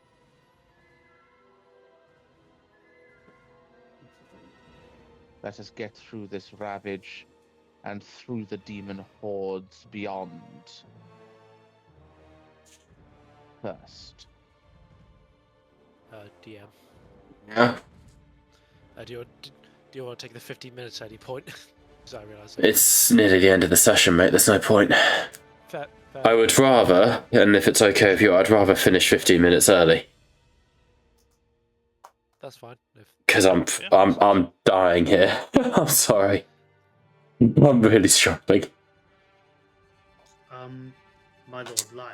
But it tells me what I need to prep, so it's all really useful, you know? Oh. Am I right to guess that we have come to the conclusion of what we need to do? Hey! And shall we adjourn this meeting and prepare ourselves? I have, just so you know, from a DMing perspective, I have one scene more that is planned for this session, which is designed for Aegis. But outside of that, please, whatever scenes you want, let's do. That's just, before we go into the Ravage, I have one thing for Aegis. I'd respectfully say that regardless, it's just a personal perspective, I would say scene with Aegis, and then we all call it a night. Don't worry about that. Let's make a list of things to do. Like I say, we'll finish 15 minutes early. It's just, I want to end on the scene with Aegis because it's setting up a rivalry that should be quite fucking fun. and anything that I'd want to do as a personal front, I think would take a lot longer than 15 minutes. Tension whore. Yes. Fuck you, I- don't know about it. Mine one would be the same as well. Would name with the party as well and read. So I'd rather do that like at the beginning of the next session or something. So what is it we want these scenes to be? Just prepping to go into the Ravage. Because that's fine. Sorry, I'm coming across really accusationary. I promise it's not. I just can't breathe. On my end, I do have Ryan wanting to do personal things because now that he's in the presence of his Primarch, I'm sure you know what's going to happen. Would you? That one I actually would rather do as a next week, because you could message it to me and I could then prep the lion for it, because I want to give the lion gravitas. yeah. But that's more my point. Is that's in a personal kind of like before the actual battlefront. That is what I'm wanting to get done before like I lose my chance. You know. Absolutely. If you guys all make a list of things you want to do before entering the Ravage, we'll make it happen. Because like I say, once we go in, I'm expecting a combat every other week. Like, we're talking, this is the war. This is my test run for Pandoric, essentially. Cadogan would want some sexy personal RP time with Brother Gawain, because he is highly curious about Brother Gawain. That's fair. I think it would be a lovely idea for everyone to be able to sort of interact with some of the newer characters and returning old characters as well. So yeah, let's make lists of all of the RP that we would like to do. But as the meeting is adjourned, as your plans come together for the entrance into the Ravage, peace does not come to you easily. Darkness falls. Rest is a fickle thing, elusive and against you. And deep in the bowels of the ship, the warp flickers on the edges of your peripheral vision. What does Brother Aegis do for downtime, Ryan? I'll be honest. I mean, even though he's a very defensive-minded individual, he probably sees himself more as a swordsman. So I feel like he's probably practicing best offense. Yeah, he's probably practicing against servitors, maybe even perfect. Handicapping himself at times to see if he can. There's this moment, Aegis, as you parry with your shield, strike with your sword. The servitor clashes to the ground, and another one steps up, sort of twin-bladed, heavy-set, formerly, a junkie from Necromunda, sort of Goliath ganger, And you begin sparring it, and as an Astartes, you have it on the absolute maximum setting. It will try to kill you, if it can. And it swings at your head, and you block with the shield, and you go to perform a strike that would smash through its sternum and send it scattering across the floor. But it twists in a way that no servitor ever should, grabs you by the wrist, and throws you to the ground, full-on jujitsu flip. Its head twists and spasms, and its face begins to tear down the center, blood dripping from its skin and eye sockets as it...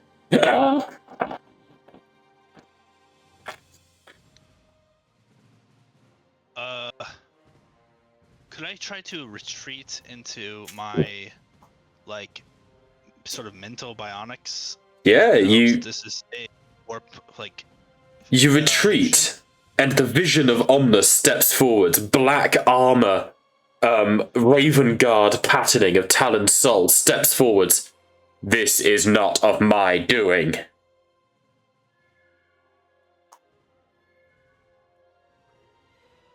Okay, but it's The servitor twists, spasms, and then it reaches into its own mouth and tears its cheeks open. Shit, what did I just knock on the floor? Please don't be my beer. I have no idea. It will be his beer. It was not my beer, but I don't know what it was either. His Nern oil. The only thing that's kept me going this long. Is there anybody else in the room? No, it's just you. Um, The servitor's ripped its own cheeks open, and you see a long tongue rolls out its mouth and flops against its chest.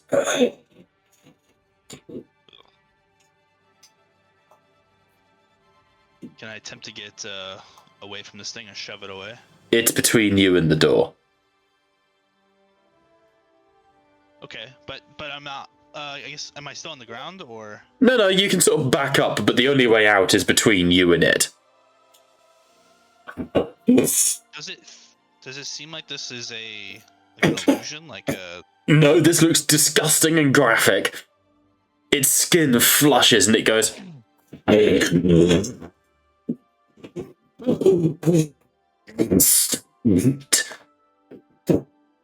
I can't really understand what you're saying.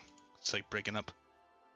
Hang on, let me see if voice mod will help. Hang on, if I just talk normally into voice mod. Some generic demon voice. How's this at? Yeah, that works. I am well passionate puppet from you. I have heard of you, Ursus of Timber.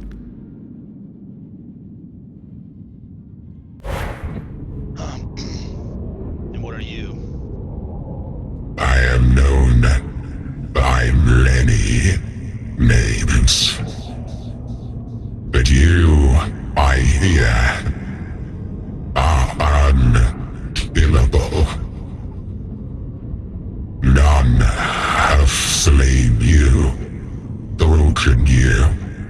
You are, even amongst your kin, unkillable. I haven't died. This is true, but I have been defeated twice. You die this third time. I am offering you the warrior's salute. For when you enter the realm of my master, I shall hunt you.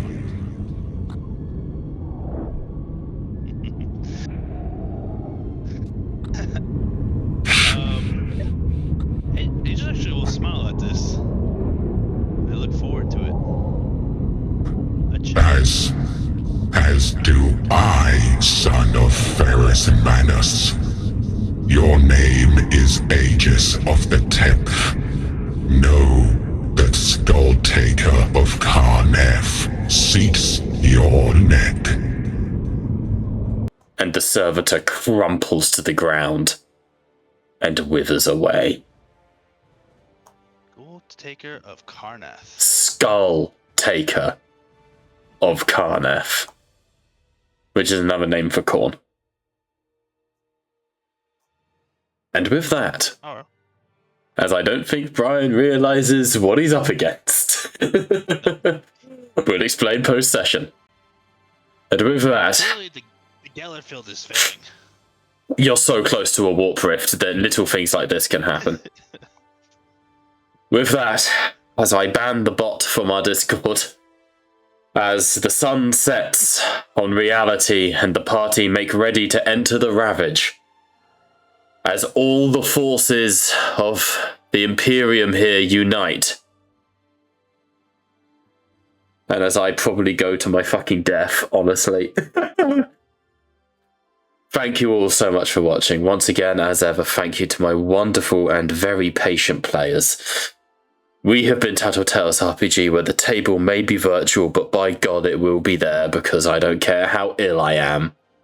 The game will go on. We will see you on Monday for Star Wars The Golden Chalice. Now, we are losing a few members of the Golden Chalice. Sadly, the one, the only, Wobby is going to have to be dropping for a little while. He's got a few sessions paid in advance, which he'll be there for. But after that, I'm afraid he's going to have to drop. So if anyone wants to come in or invite anyone in for a few filler sessions, for maybe a month or two, they are more than welcome. When it comes to Flight of the Geldington, I am of course hoping for Tuesday to go ahead. I do just need at least 3 players, ideally. But we'll see how that goes. But the one campaign that has never failed me or let me down is, of course, Salvation, and we will be here next Friday for these first steps into the Ravage. I will also put out a casting call for anyone who is interested in joining the Walking Dead campaign as a long-running sort of horror survival campaign, just to try and get a good group of people together to get another consistent session happening a week. However, like I say, we are Tattertale's RPG where the table is virtual, but you are welcome at it. Bye for now. Is your duty? What is the Emperor's will? Fight and die. What is death? Death. What is it that gives us purpose? What is it that gives the war purpose? Vanquish the foes of Imperium. The heretic, the alien, the mutant, the heretic, the alien, the mutant. What is it to be an enemy of the Emperor? What is it to be the instrument of the Emperor's damnation? The Space Marines, the angels of death. What is it to be a Space Marine? It is to be pure, to be strong, to show no pain, no mercy, no remorse, no remorse. What is it to be pure? To know no fear. It denies faith. Heresy grows from idleness. To admit defeat is to blaspheme against the Emperor. For those who seek perfection, there can be no rest on this side of the grave. Even a man who has nothing can still offer his life. The man who has nothing can still have faith. Success is measured in blood, yours or your enemies. For the Emperor, for the Emperor, for the Emperor, for the Emperor, for the Emperor. This is the hope of moment. This is the hope made to the throne. This is the Blackthrone.